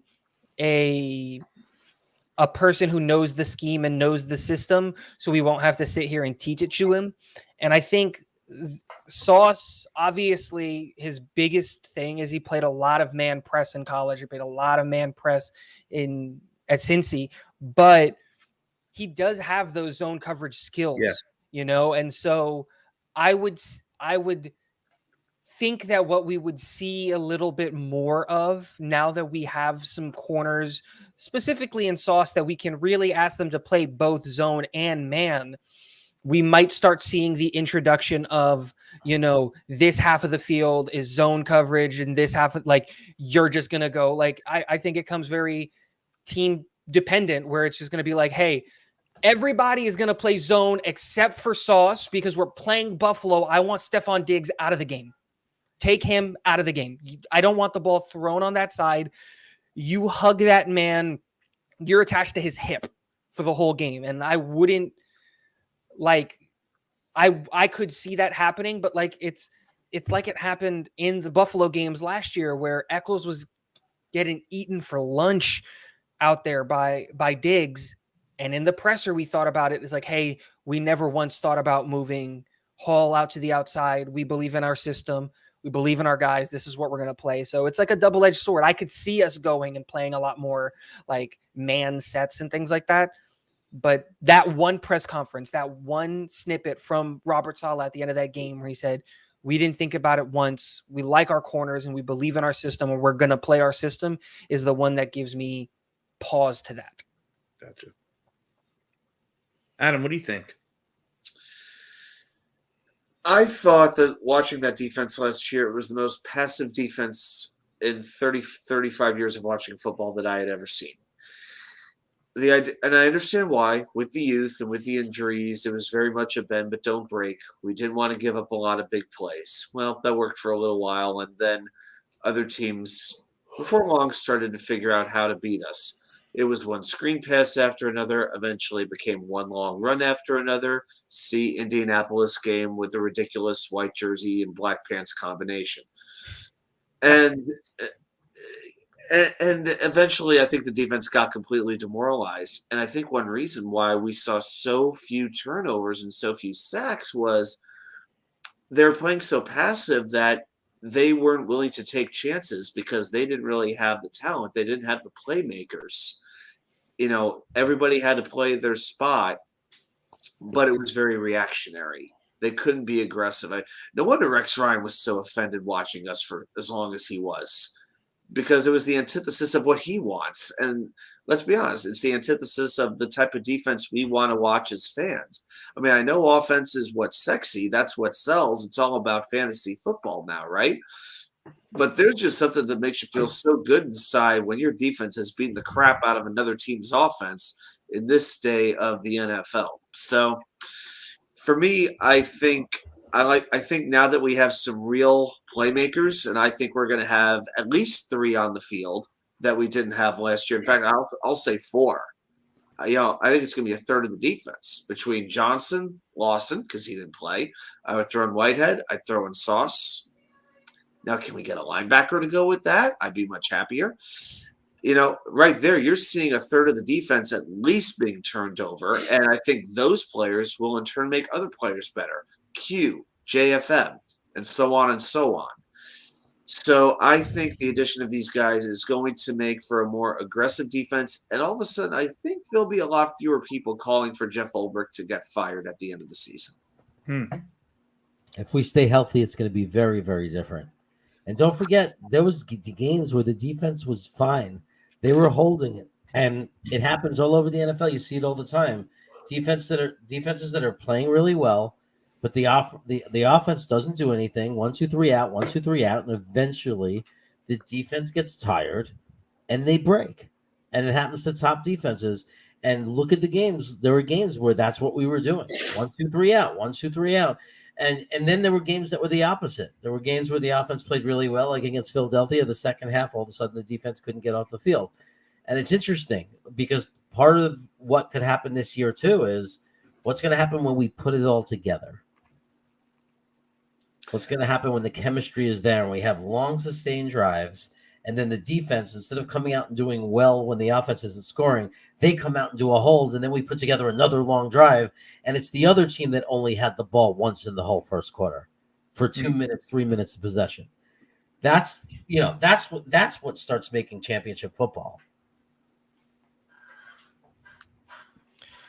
Yeah, I think we could have been a much better team last year if we weren't as hurt as we were.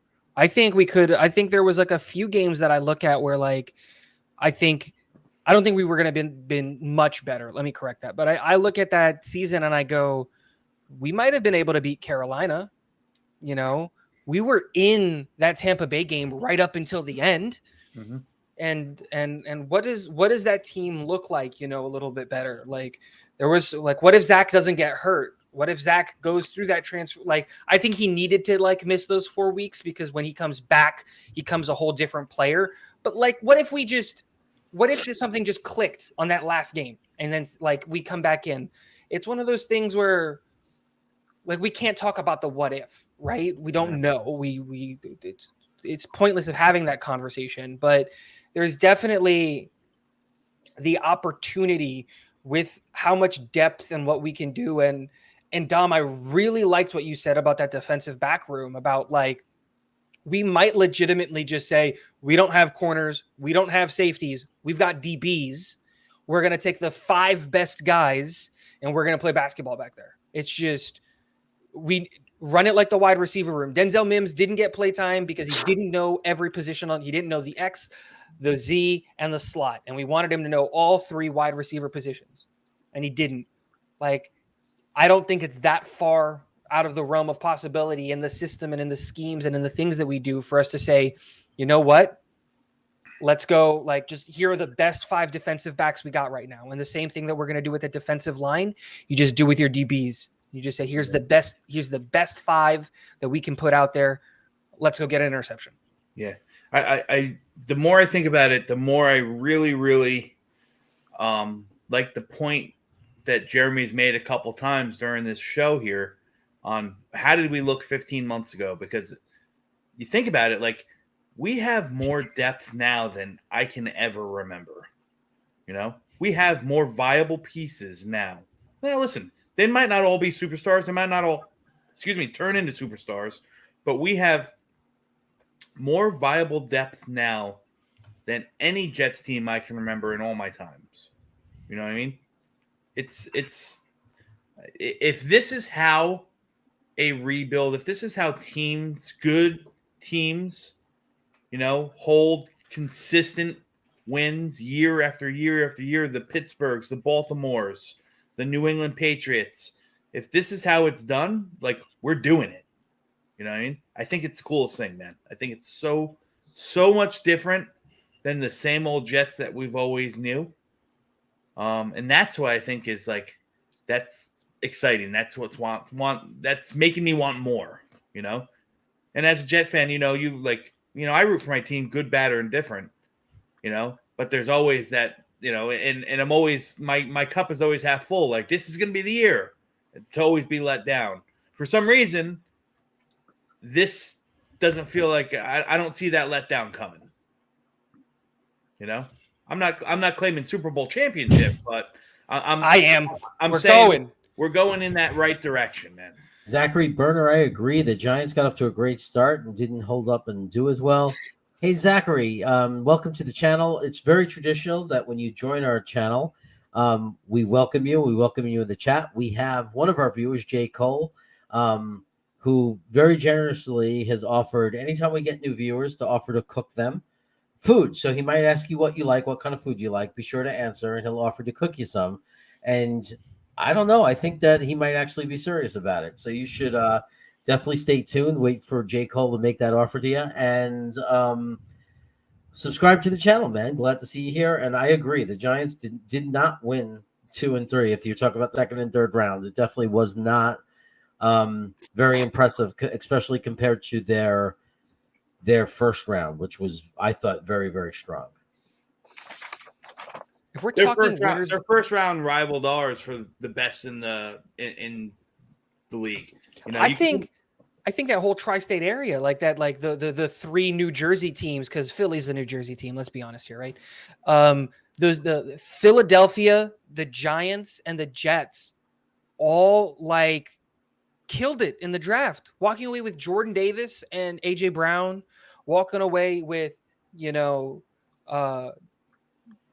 Thibodeau and Neal. Like, it's us walking away with Jermaine Johnson and Wilson and Gardner. Great drafts coming out of that, right there, that whole New Jersey teams and all that stuff. Yeah, Baltimore's been killing it. Oh, Detroit's been pretty good. Yep, they have. I love Detroit. I was impressed with Detroit. I made my list of winners and losers. I did too. And they're on my winners list.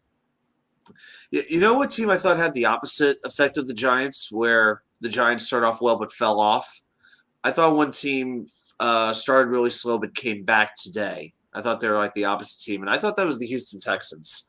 I like them coming back with Mechie, Petrie, and Christian Harris today, especially after taking Stingley at 3. Say whatever you want about Stingley, but Don't get me started. I know, we're not going to go. I didn't want to get you started on Brandon Smith either.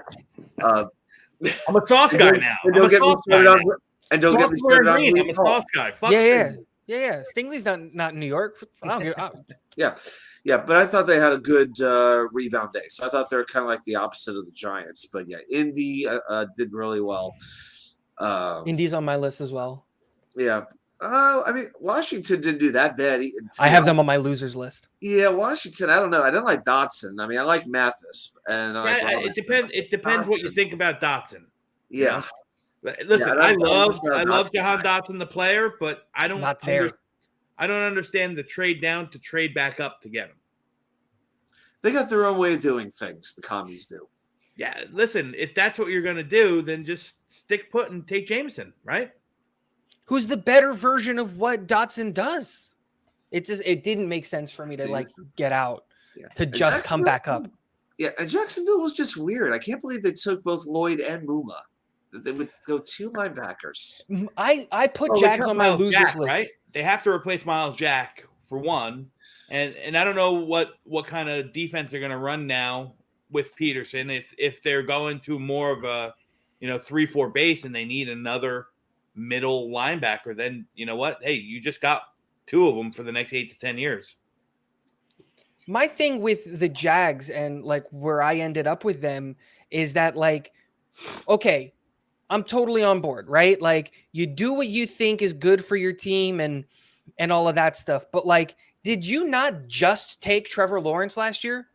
Yeah. Was he not like one of the most sacked quarterbacks and threw some of the like the most interceptions as a rookie quarterback? Like outside of overdrafting Luke Fortner, in my opinion, he was not I did not have a third round grade on him. But like outside of overdrafting Luke Fortner, like you haven't addressed the biggest problem that's going to define the franchise. As good as Trayvon Walker is going to be, as much as I love Devin Lloyd, and as much as I wanted Chad Muma to line up in Gotham Green, who is he throwing the ball to in Jacksonville? Like you paid way too much money for a number 3 deep threat. Like that's it? You're just going to tell him to go every single time? With You that gotta offensive look to line that, man. that can't, like the offensive line that can't protect him for the 2.5 seconds that he needs. It's one of those things where it's like, I have them as losers, not because I don't dislike their picks. I actually like Trayvon Walker, not at 1, but I like Trayvon Walker, especially when you look at him on the opposite side of Josh Allen. Devin Lloyd's the best linebacker, in my opinion. I wanted Chad Muma to be a Jet so badly. I was trying to manifest that into the world. I said it every single day. I was like, Chad Muma's going to be a Jet. I don't care about the diabetes. He was on the Senior Bowl. Give me Chad Muma, give him a neck roll, and let him go kill running backs. Like, I wanted Chad Muma. But, like, it's just, what have you done to support your guy? And it's like, great, you have 1, 2, 3, 4, 5, 6. You have six more picks this draft. But 2 of them are in the 7th, and 3 of them are in the 6th. You don't have a 4th round pick. Like, what are you going to do to help your guy? You're just going to surround him with 5th and 6th and 7th round players to maybe try to like keep this guy alive. And it's just, that's why I have them as a loser on my board, is because it's just like, I like the picks, but what are you doing for your guy? That's why when they're successful, it usually doesn't last more than a year or 2 at the most. They just don't sustain success. It's usually down, and they have their little period, then they go back to where we all expect the Jaguars to be. But in that division, I thought the one team that had the best bang for their buck, considering where they were drafting, was Indianapolis. They didn't have a single first-round pick. They had, a 2 and I think 3 threes, and they got Alec Pierce, Jelani Woods, Bernard Raymond, and Nick Cross. I mean, Great players. I have them on my winners list as my well. goodness. I think it was a little bit. They had a top 5 draft. I like the player a lot, no disrespect to him, but probably a little high for Alec Pierce for my liking. But I think the way the board was going with all the wide receivers, it probably fell into fair market value right then. You have to overdraft for the position, because it's one of those things where it's just like they're at Alec Pierce being taken, put us at the most wide receivers taken in the 1st and 2nd round in NFL draft history at 13. So I really like a lot of their picks, and I like the value of their picks. Nick Cross and Bernard. I wanted Bernard Raymond to fall. I was hoping that we could get him. I talked about that. I really liked him. Yeah. Jelani Woods. He was who I thought we really were going to get at 38. I did too. Yeah. That's the guy. There was, if I had to bet, if DraftKings had a line on who, the odds for who was going to go at 38, I would have put my money on Bernard Raymond. But then they traded up, and I said, oh, they're taking Nakobe Dean. Prior to knowing really what his true, health status was. Two people I want to shout out in the chat. Braden, it's tomorrow for him, and he's cooking up pork chops and barbecuing and having a great time. Glad you're here again, Braden, my friend. Always good to see you. And Payo time. Finally got onto the board at pick 100 or so, or 103. So, hey, had you ever heard of Logan Bruss before tonight? Be honest. Right. I don't think anybody did, but I was going to say, what was the no name, FBS guard that they took? He's from Wisconsin, man. He's a guard from Wisconsin. You have to assume he's going to block and do well in the running game for them, right? Yeah. Like where he played. I will say this about the Rams. Maybe the video clip of the year is when is when their coach was, giving it to, the Patriots a little bit. Oh, I Oh, love it. Cole Strange from UT Chattanooga went in the first round. God, we wasted all that time thinking he'd be there for us in the hundreds. Yeah, why'd we bother looking at the tape Yeah. for that guy? It was like, well, hey, where did Alec Pierce go? I didn't see that. Indianapolis, Indy. second round. Went to Oh. India. It's a Yeah, great that's a good pickup. pick. Surprising though. Surprising. Do you Yeah, guys there think were guys a lot more that guys that definitely are not as good as him that got picked before him. Yeah. Oh yeah. Yeah. Yeah, I mean, there've been so. I mean, who's the best wide receiver still on the board at this point? Like Justin Ross, Romeo Dobbs, Calvin Austin, Kyle. There's not a lot of wide receivers. Kyle Phillips. Khalil Shakir. Yeah, Khalil Shakir's there, right? Yep. Yeah, Shakir's there. Yeah, But The and only then real again, guys that I care about are Kyle Phillips, Romeo Dubs, Khalil Shakir, Kevin Austin, and Justin Ross. Everybody else are like whatever kind of wide receivers. For well, me. and of course Bo Melton. I mean, we can't overlook the greatness of Bo Melton, right? I'm not a highly bow guy. I highly doubt Justin Ross is going to get drafted. Really? I highly doubt with. Oh yeah, I think he's going to go undrafted.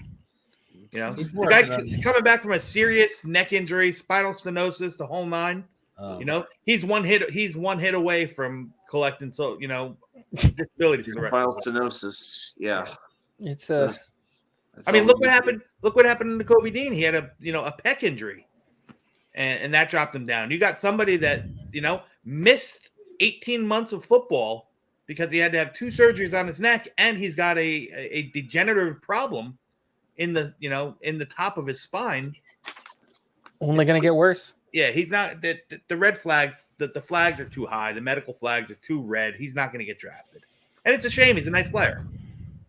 J. Cole, Payo Time, just to answer your question. Hell yeah. We're feeling really, really good about this draft. You can say it one more time for the people in the back. Hell yeah. We're There we feeling go. good about this draft. Let's go. Let's go, baby. Jet up. And then I did watch when the guy came onto the podium for the Rams and he went, whose house? We're all thinking the same thing. I put in my losers pile, I put the Minnesota Vikings, not because I don't like their draft. I actually think they're having a halfway decent draft, but just because that pick, man. Which one? Oh, Which one? I don't even remember. They didn't move me one way or another. Minnesota. It was I just thought- the guy sitting there, Let me see. like just Minnesota. talking for like 50 minutes to take. I don't even remember who it was. Scene Booth, Ingram, Yeah, I think it was Ingram. and then they had Asamoah, who I thought was pretty good. Yeah, I think it must be. Again, it was wasn't- Scene, it wasn't like Booth, the and pick. Ingram and Brian Asamoah. It was Ed Ingram. It wasn't the pick that like I'm upset with. I had no problems with the pick. It was just that like 50-year-old Viking coming up and talking for 9 minutes. I was like, just tell me who they took. I don't care. Like no one cares about the purple and gold, man. Just do your. Yeah, just do the your skull crap and get and out of here. Get off the stage. yeah, for real. That Who cares takes about your 9 minutes story? alone, right? We got to go there this season. We're gonna have to deal with. Ugh. Oh, can't wait for that. At least when we do the JETS chant, it's over in 4 seconds. Dun, dun, dun. I remember Hill Street. Oh, Ed Marinero. Yeah. So Joe Coffee. So back to the Colts for a second, because Yeah. I think everyone's in agreement that we liked what they did. I Yeah. am surprised that with even with the trade up into the third round that they didn't address the quarterback position.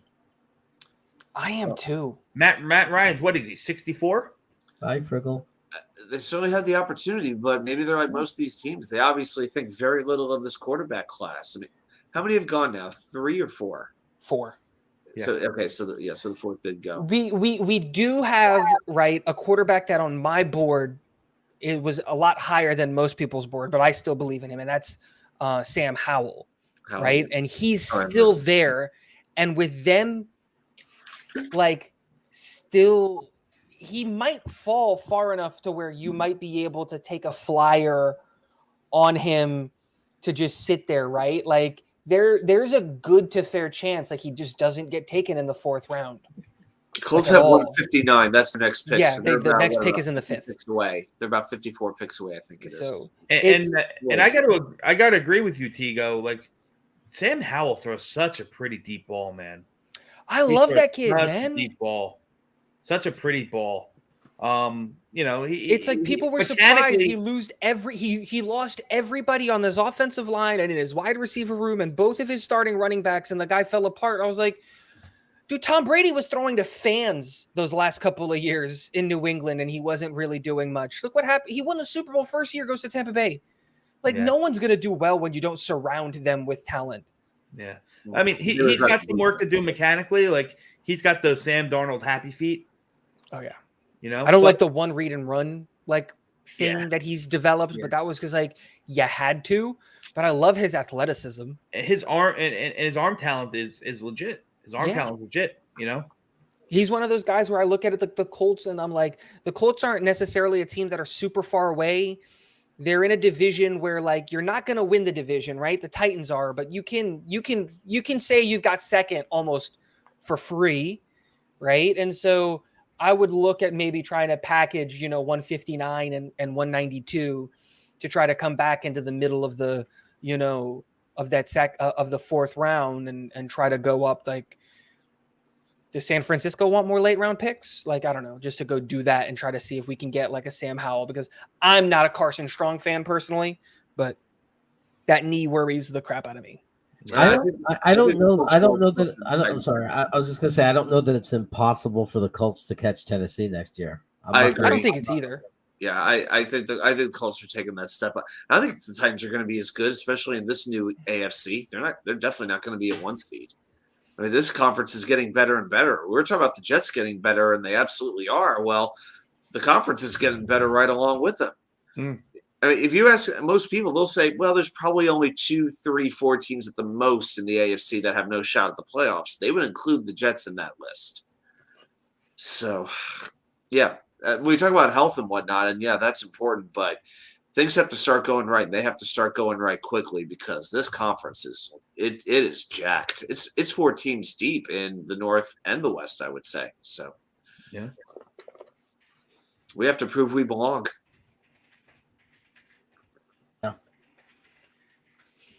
Absolutely. Yep. So yeah, I am shocked. I think that's what's his face. The Colts head coach is on the hot seat. It's like if they don't make the playoffs for any reason, he's going to be fired, because there's just no excuse. I don't know how they lost to the Jaguars that last game. I don't know how they didn't get into the playoffs. I don't know how he wasn't able to get them into the playoffs. Their offensive line, we played against them. You guys saw they're great at creating turnovers. So that's their defense. What their defense does, and their offense, man, their offensive line is unstoppable. I don't know how they didn't go to the playoffs. You give a guy like Parcells at his prime as a coach, that team, he's 14-3 with that team. It's a new defensive staff there now too. They lost Eberflus. Yeah, they lost Eberflus. Yeah, wow. And half of the supporting staff that Eberflus took with him to Chicago. And hey, how did Buffalo lose to Jacksonville the way they did when they scored 6 points? Yeah, it happens. How many survivor pools died that day because of that one game? right. So. Yeah. The thing that ended, I was in place. I was in the championship game of my fantasy, and I was winning by a lot. And all I needed the Steelers to do at the end of that game, I just needed them to line up in victory formation, or all I needed was Najee Harris to get the first down and go to ground. And Najee Harris, being Najee, decided that he was going to take the rock to the house, and I lost by 1 point. Oh. I was 4 or 5 years of undefeated in fantasy, and Najee Harris running a touchdown instead of going into victory formation for Big Ben ruined it. So, Mr. Summer, I feel more sympathy for you if you'd have mentioned the 4 or 5 years of being undefeated. Just being honest. Look, I don't deserve the sympathy. I'm right. good at fantasy, man. I'm good at fantasy. That's what I do. Mr. Summer Obe, welcome. I think this is the first evening you've participated in our chat, unless it's Snoopy with a different name, because the art and the profile looks similar. But if not, make sure you subscribe to the channel. Hope you're having a good time. And I definitely agree. The Colts are definitely trying to win right now, because once you get to that level, you get to this point where it's going to fade away. You're going to lose what you have. So this whole offensive line, Henry, running backs are on borrowed time nowadays. You got to make it happen, right? Careers don't, so this is the point where they're at that point. I think that's why they're, trying to find that quarterback, because that's what's missing for them more than anything. But again, I'm saying that coach is in the hot seat now too, because the owner, you have to get frustrated if you build that team and then you can't seal the deal and at least go deep into the playoffs. It's just inexcusable. It's an interesting. There's a lot of teams that I'm looking at with this draft, that are in that same kind of boat, that are like very like after this draft are very like. It's not that not that these coaches might like be on the hot seat, but like we kind of need to see some kind of vision. Like for a guy for me that I'm starting to look at where I'm just like, is Atlanta for me, which is like, what is, can anybody tell me what Atlanta is? Yeah. Or, like in full rebuild. Like, but like, what is the end goal? Like, what are they trying to like, it doesn't seem, and again, this might be because I'm coming from a perspective of the outside and I'm not too familiar with Arthur Smith and what he's trying to build there, or is he trying to recreate Tennessee or what's going on there? But it's just like, when I look at the Falcons, I just go, I was like, oh, like, all right, I guess like Desmond Ridder is whatever quarterback in my eyes. Like, is he really going to replace Marcus Mariota? Like, I love the Drake London pick, but I just look at that team and I just go, not that Arthur Smith is on the hot seat. You can't put a guy on the hot seat that quickly, right? Especially when you've given him nothing to do well. And I like their picks. I like Drake London and Ebikite and Anderson and Malone and Ridder. It's just like, I would like to see some kind of direction out of them this year. Like, even if you only win 2 or 3 games, show me do what the Jets did and what Detroit did last year, in the sense of like, we saw what Detroit was trying to be. We saw what the Jets were trying to be. And now we're looking at a much better Detroit Lions football team. We're looking at a much better Jets football team and all that stuff. I just, in that same kind of sense of like, the Colts need to figure it out this year. They're a much further team. They need to win games, right? Or that whole staff is getting booted to the moon. But yeah.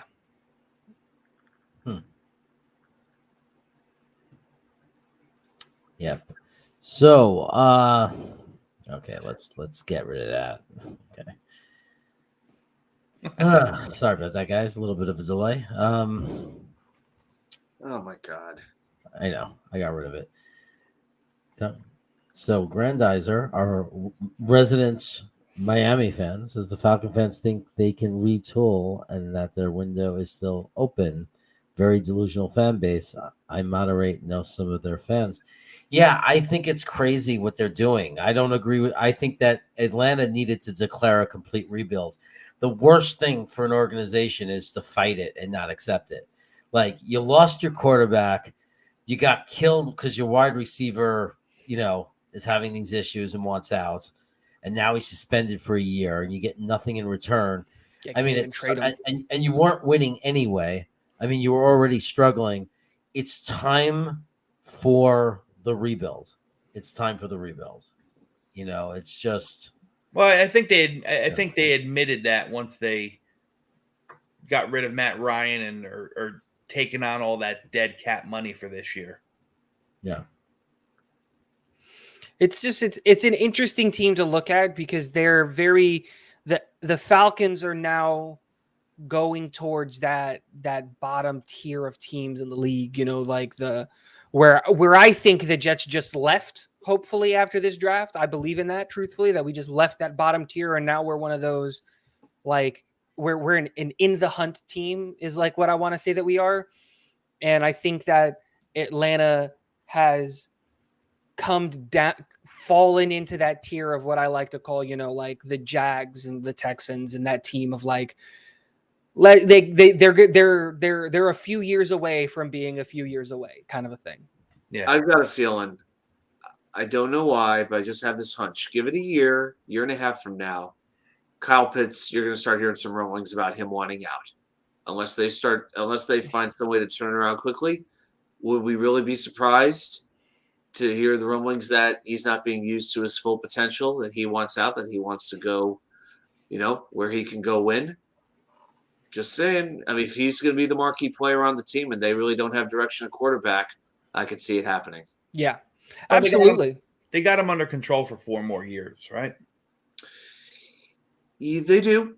But I'm thinking, so that's why not this year, but I'm thinking maybe about a year to 2 years from now, because of course, he'll give him a little time. But as that rookie contract is starting to run out, I'd say maybe after his 3rd year, I think that if it stays like this, could be some trouble. He's Did they going to want to draw- get paid early because what's the next market that's going to explode for no reason is probably going to be tight end. When like Dalton Schultz is going to hit the market and Gesicki's going to finally hit the market, and like you're going to probably look at like Kittle and Kelsey going to get their second big contracts or something like that. Tight ends are going to explode onto the market, and it's one of those things where you're like, Kyle Pitts might be that guy who goes, they might be able to go get 2 first-round picks for. He might be their Jamal Adams. Yeah. And Hardness as we continue to moderate. and it doesn't take because Mr. Summer was saying it in the chat. It doesn't have to take that long to rebuild. We saw JD do it in 15 months. I mean, we see it happen, but it is if you're in denial. So if the Falcons don't get out of denial and think that they could just keep patching it up by getting stars and adding a few great players, that you get into the Jets territory, right? You get into that world where, maybe you'll get to 11-6 and then you'll lose in the playoffs, but you're not going to, and then eventually it's going to fall apart on you because of the money, and some guys aren't going to play up to their contracts, and it just doesn't work like as far as sustainability. And that's why we haven't won a Super Bowl forever. And, finally we have somebody, a GM that gets it, and is building. You could tell we're building for a long through the draft with young guys, young core. And I guarantee you when they get older and we start losing some of them and getting those comp picks for losing them because we can't pay them all, we're going to be drafting new guys and constantly going into that mode. And that's how you do a long-term plan with like win consistently for year after year. And that's how you win Super Bowls, because eventually every once in a while, like Baltimore or the Steelers, you get that right combination and you get that Super Bowl. But the way to make that happen is to constantly be competitive by having like a system. It's how many at bats do you get, right? Right. It's how many times can you make it to the playoffs? How many times can you just be in the game to do the thing? That's really it. It's not even a matter of doing anything crazy. It's just how many times can you just be in a position to win those games? Yeah. And I agree, Mr. Summer Obe, with that the Falcons are looking at the 2023 class, but like my one question mark to that was, and I was preaching that from the high tops to a lot of my buddies, I was like, I don't think the Falcons take a quarterback this year at all. Do they still do they just throw away, like what happens to Desmond Ridder after this year? You're gonna go into next year as one of the 5 worst teams in the NFL. You're probably gonna have a top 5 pick, and you're gonna get Bryce Young, CJ Stroud, Van Dyke, whoever the quarterbacks are that are all gonna be up there, right? And you're gonna go, we're gonna take one of those kids, even though last year we not only signed Marcus Mariota, but we drafted Marcus Mariota. I mean Desmond Ridder, like. So you're just gonna. I just have that question where it's like I don't know if that's the. I just don't see that happening. But like also, the Cardinals drafted 2 quarterbacks in the first round in back-to-back years. So what do I know? Yeah. Did Atlanta address the running back position today? No, they went wide receiver, edge, linebacker, quarterback, edge. Good Lord, they still got Mike Davis toting the rock. I think only 5 running backs were taken. I think it was Hall, Kenneth Walker, Rashad White, James Cook, Brian Robinson. Any There other was running one back? more. Was there one more? Who was There the was other one more. Some weird one. Beatty didn't go, right? I know No. Ford didn't go, Spiller didn't go, Algier. Yeah, Pierre. the kid from LSU went. The kid from LSU. Yeah, the went. LSU kid. I think that was an overdraft. Okay, yeah, Pierce didn't go. No, Pierce is still on the board. Zamir White, Pierre Strong, Tyler Algier, Kyron Williams, Isaiah Spiller, so many good ones. Wow. And that's Donovan why- Knight, Zaquandre White, I'm sorry. Tyler Batty. Yeah, there's so many guys to take. I think Robinson was a huge overdraft. Yeah. The LSU kid, right? No, No, or Brian? the. Robinson from Alabama. Oh, I like that pick. I like him too. I listen. I think he's going to be like a goal line grinder kind of guy. I don't know if he's got the breakaway speed, the chops. He did great. He did great behind that offensive line playing against college level talent. I just don't know if he's going to cut it in the NFL. He's going to be, he's a role player at best. That's my take on him. I think he's a 5th round, 6th round running back. See, I disagree. I really liked Brian Robinson. Like, again, I think they may have overdrafted him a little bit. Like, I think he went around too early. Yeah. But for me, I like Brian Robinson because of the ability, like his just catch. He's a wide receiver back there, essentially. Yep. I like that about Yeah. him. And so I don't think you're drafting a running back in the 3rd round to really be your bell cow of a running back. But if you can look at him and say, on 2nd and 3rd downs, on our 3rd and longs, when we need some guy to catch a pass and break a tackle, he fits that role perfectly. And I see where you're coming from because I wouldn't want to use him as a 3-down back. He's not a guy that I want to line up every down. I wouldn't even want to line him up on 1st downs. I would only consider him on 2nd downs and 3rd downs really as a running back in the passing game because I really like his hands. But Yeah, I don't hate that Even pick. his hands. I agree that his hands are not suspect in regards to catching ability, but I mean, of the 20 some odd catches that he had last year, they were all check downs or quick little flares. I mean, he doesn't run a route. He didn't run a route tree, so he doesn't fit in the mold of of a James Cook or scat back type mold, 3rd down back. On top of it, his pass pro is very, very, very, Very bad. susceptible. Yeah. But the thing is you have to remember who's throwing the ball to him, right? And it's you gotta just at that point, I think that pick is looking at it and going, Brian Robinson, you're gonna run 2 routes. You're gonna run to the flats and you're gonna run a Texas route, and that's all you're gonna do. And you're either gonna sit in the middle zone between the linebackers, catch the ball, and fall forward for 3 yards, or you're gonna catch something in the flats and you're gonna make a breakaway. And we're gonna have you do that every down so that we can try to make sure that Carson Wentz doesn't try to throw a 50-yard bomb every single play into quadruple coverage. I think some of those other running backs fell in great situations. Obviously, Breece Hall is in a prime spot with us. James Cook is going to be phenomenal in Buffalo. I hated that pick so much, man. I wanted him to go to literally any other team. You could have gone to any other team, not to Buffalo, because I really liked Cook. Kenneth Walker is going to come into Seattle and probably be their new Chris Carson. Yep. He's going to get 60 snaps a game. Oh, yeah. They're just going to hand the ball off to him a million times. So, and then I don't know where the LSU kid went to. He went to KC, right? Is San Francisco. San Francisco. Can we talk about San Francisco? What are they doing? I had no idea. Drake Jackson, this Davis Only Bryant pick guy, that I and enjoy. Danny Gray. I have no idea what they're doing. All of these guys seem like massive overdrafts. Yeah, I'm not a Drake Jackson fan at all. I don't know how his game translates to the next level.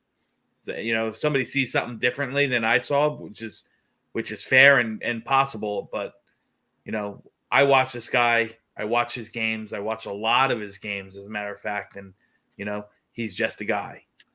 He's just a guy. What did you think of the Saints draft with Olavi? I think it was Penning and Alontae Taylor. I'm not a fan of Alontae Taylor. I think he's talented. I think his athletic prowess is very good, but he is as raw as they come. I think they did that for all of their picks. Another guy who I think is probably would have been there in another round or two. There's definitely cornerbacks on the board still when they took Taylor. that I like a lot more. You know, the kid from Nebraska. Who else was on the board at that time? Who's still on here? Who's some guys have gone? Tariq Woolen. I love his speed. Oh my gosh. Kobe Bryant still hasn't gone. Mario Goodrich. McCollum's another Yeah. one. McCollum's a player. But even the guys that were on the board at the time, they took Alontae Taylor. The guys who came off after the board there. Yep. Man, I don't know. I like I said, athletically, he's great. He's been playing cornerback for 2 years. Been playing cornerback for 2 years, and he took him in the second round at a position where he's going to have to come in and play. Like start. Yeah. Well, I mean, they got the kid from Stanford who's probably going to start opposite of Lattimore, exactly. I like my thing with the New Orleans picks is it just seems like they got screwed at every pick because of other teams outside of the cornerback one. Cause I think they did that to themselves. Cause I agree. I think there were other corners on the board that they could have taken, but like Trevor Penning, as much as I love Trevor Penning as a prospect, he's definitely a project tackle, and you don't need a project tackle. You need a starting tackle. You need someone who can come in and he can play games. And so, and what do you do? Are they moving? He's not going to play left tackle. He's not going to fill in for Armstead. He's not a left tackle. Because I wouldn't move Ramachek out of the right side. Yeah, I think you got to put Ramczyk on the left side. If Trevor Penning's a tackle, period, he might be better suited. He might be better suited inside. Yeah, but if he's going to play tackle, he's going to be limited to the right side. And then I think I've made my opinions clear on Olave, where I didn't want Olave. Olave of the first round wide receivers was the one that scared me the most, like in the sense of his game translating to the NFL, in particularly like when we're talking about specifically the Jets. And in New Orleans, it might be a different situation because they might never ask him to be in the X. And that's where my biggest concern for him is playing in the X. And so like it might work in New Orleans because they're going to really only ever ask him to line up in the Z and in the slot. Yeah. And I think he definitely needs that separation because it's that build, he's so slight. He's so small. And I don't know if he's got that get off, that ability to just break off of a cornerback. Like I'm just saying, you put Sauce Gardner on Olave, I think Olave's out of the game. Well, it's clear that they're focusing on speed, just with those two picks of Olave and Alontae Taylor, speed. They're looking to add some more overall team speed. I agree with you that Olave in the grand scheme of things, I think they got Olave on their team already, in Marquez Callaway. They're a very similar receiver. Now, it fits well schematically to Michael Thomas. They counterbalance that very well, but yeah, I don't know. It's very, very, very odd, very questionable. All right, guys. I'm going to head in, but in a moment because I gotta get. But I was about to say let's all say our final words. We could start with you, Adam, because we have to shut. I find it very interesting. Before the draft, I actually printed out the Senior Bowl rosters, and I am a little surprised the Jets have not drafted one player that participated in the Senior Bowl, whether on their team or on the opposing team. Wow. So let's see if that changes tomorrow, or if it changes in undrafted free agency. That's a good comment because we saw a lot of that from people talking about watch out, the Jets are going to draft a bunch of kids from the Senior Bowl and they haven't touched one. Not one. That's very cool. Not cool, but like I didn't see that. I didn't make that connection. That's what we're all here for. Hey, you give me so much insight tonight, both of you guys. So hey, interesting. Yeah. Wow. I'll go next. Happy so far. Think there's still a little bit work to be done. The building blocks are in place to bring our team to the next level. Like gonna reiterate, I think we need to address the trenches. I'd like to bring in another interior defensive line. I'd like to bring in another swing tackle or some more depth on the interior offensive line. And more than likely, I'm expecting Trader Joe to start moving back and accumulate more picks, whether it's the 5th, 6th, 7th round picks or capital for next year. But overall, like I said, if we just forfeited these two picks, I'm pretty content. You know, I still think that's the kind of job that we did. So looking forward to see what happens tomorrow. It's gonna be a long day. But I'm in it, man. Go Jets. Hopefully it's a long day. I don't want us to be done at like 1 p.m. You know. See, part of me, and like I'll say my little bit is like I hope it's a long day too, but tomorrow is my baby shower. And so like I won't be able to like sit there and watch the draft and see all of that happen. So part of me is just like, hey, just stay pat at 111 and 117 because then I can see what happens and I don't have to be disrespectful and be on my phone the whole time.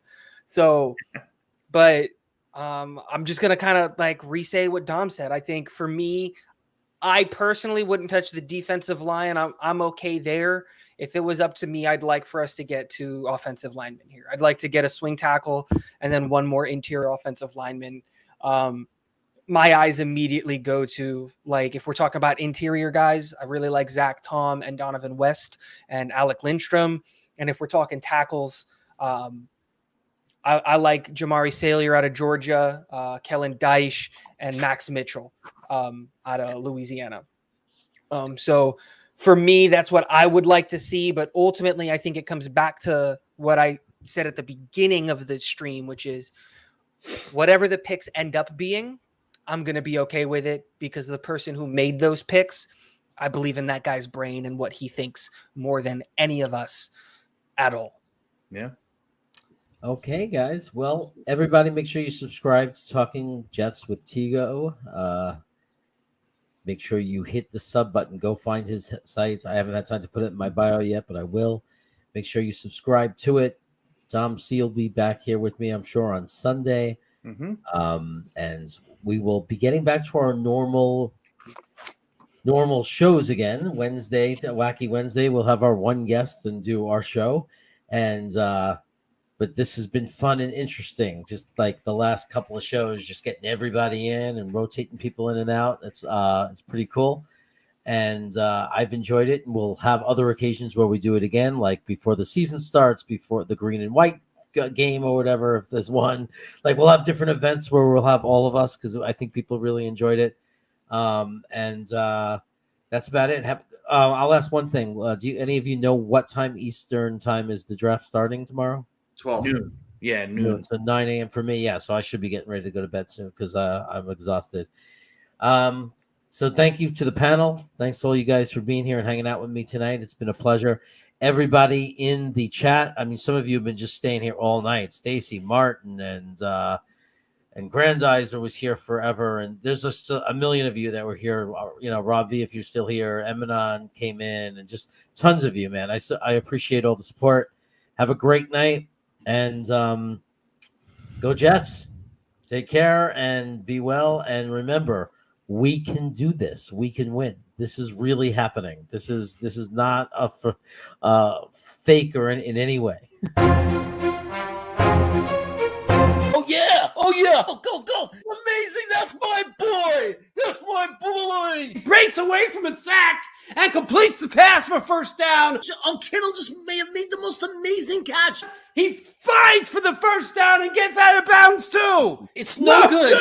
Overtime. Oh, what a catch! How do you drop that? What are you, Jamal Adams? Touchdown! This is a touchdown all the way. He reached over the pylon. San Francisco beat Cincinnati.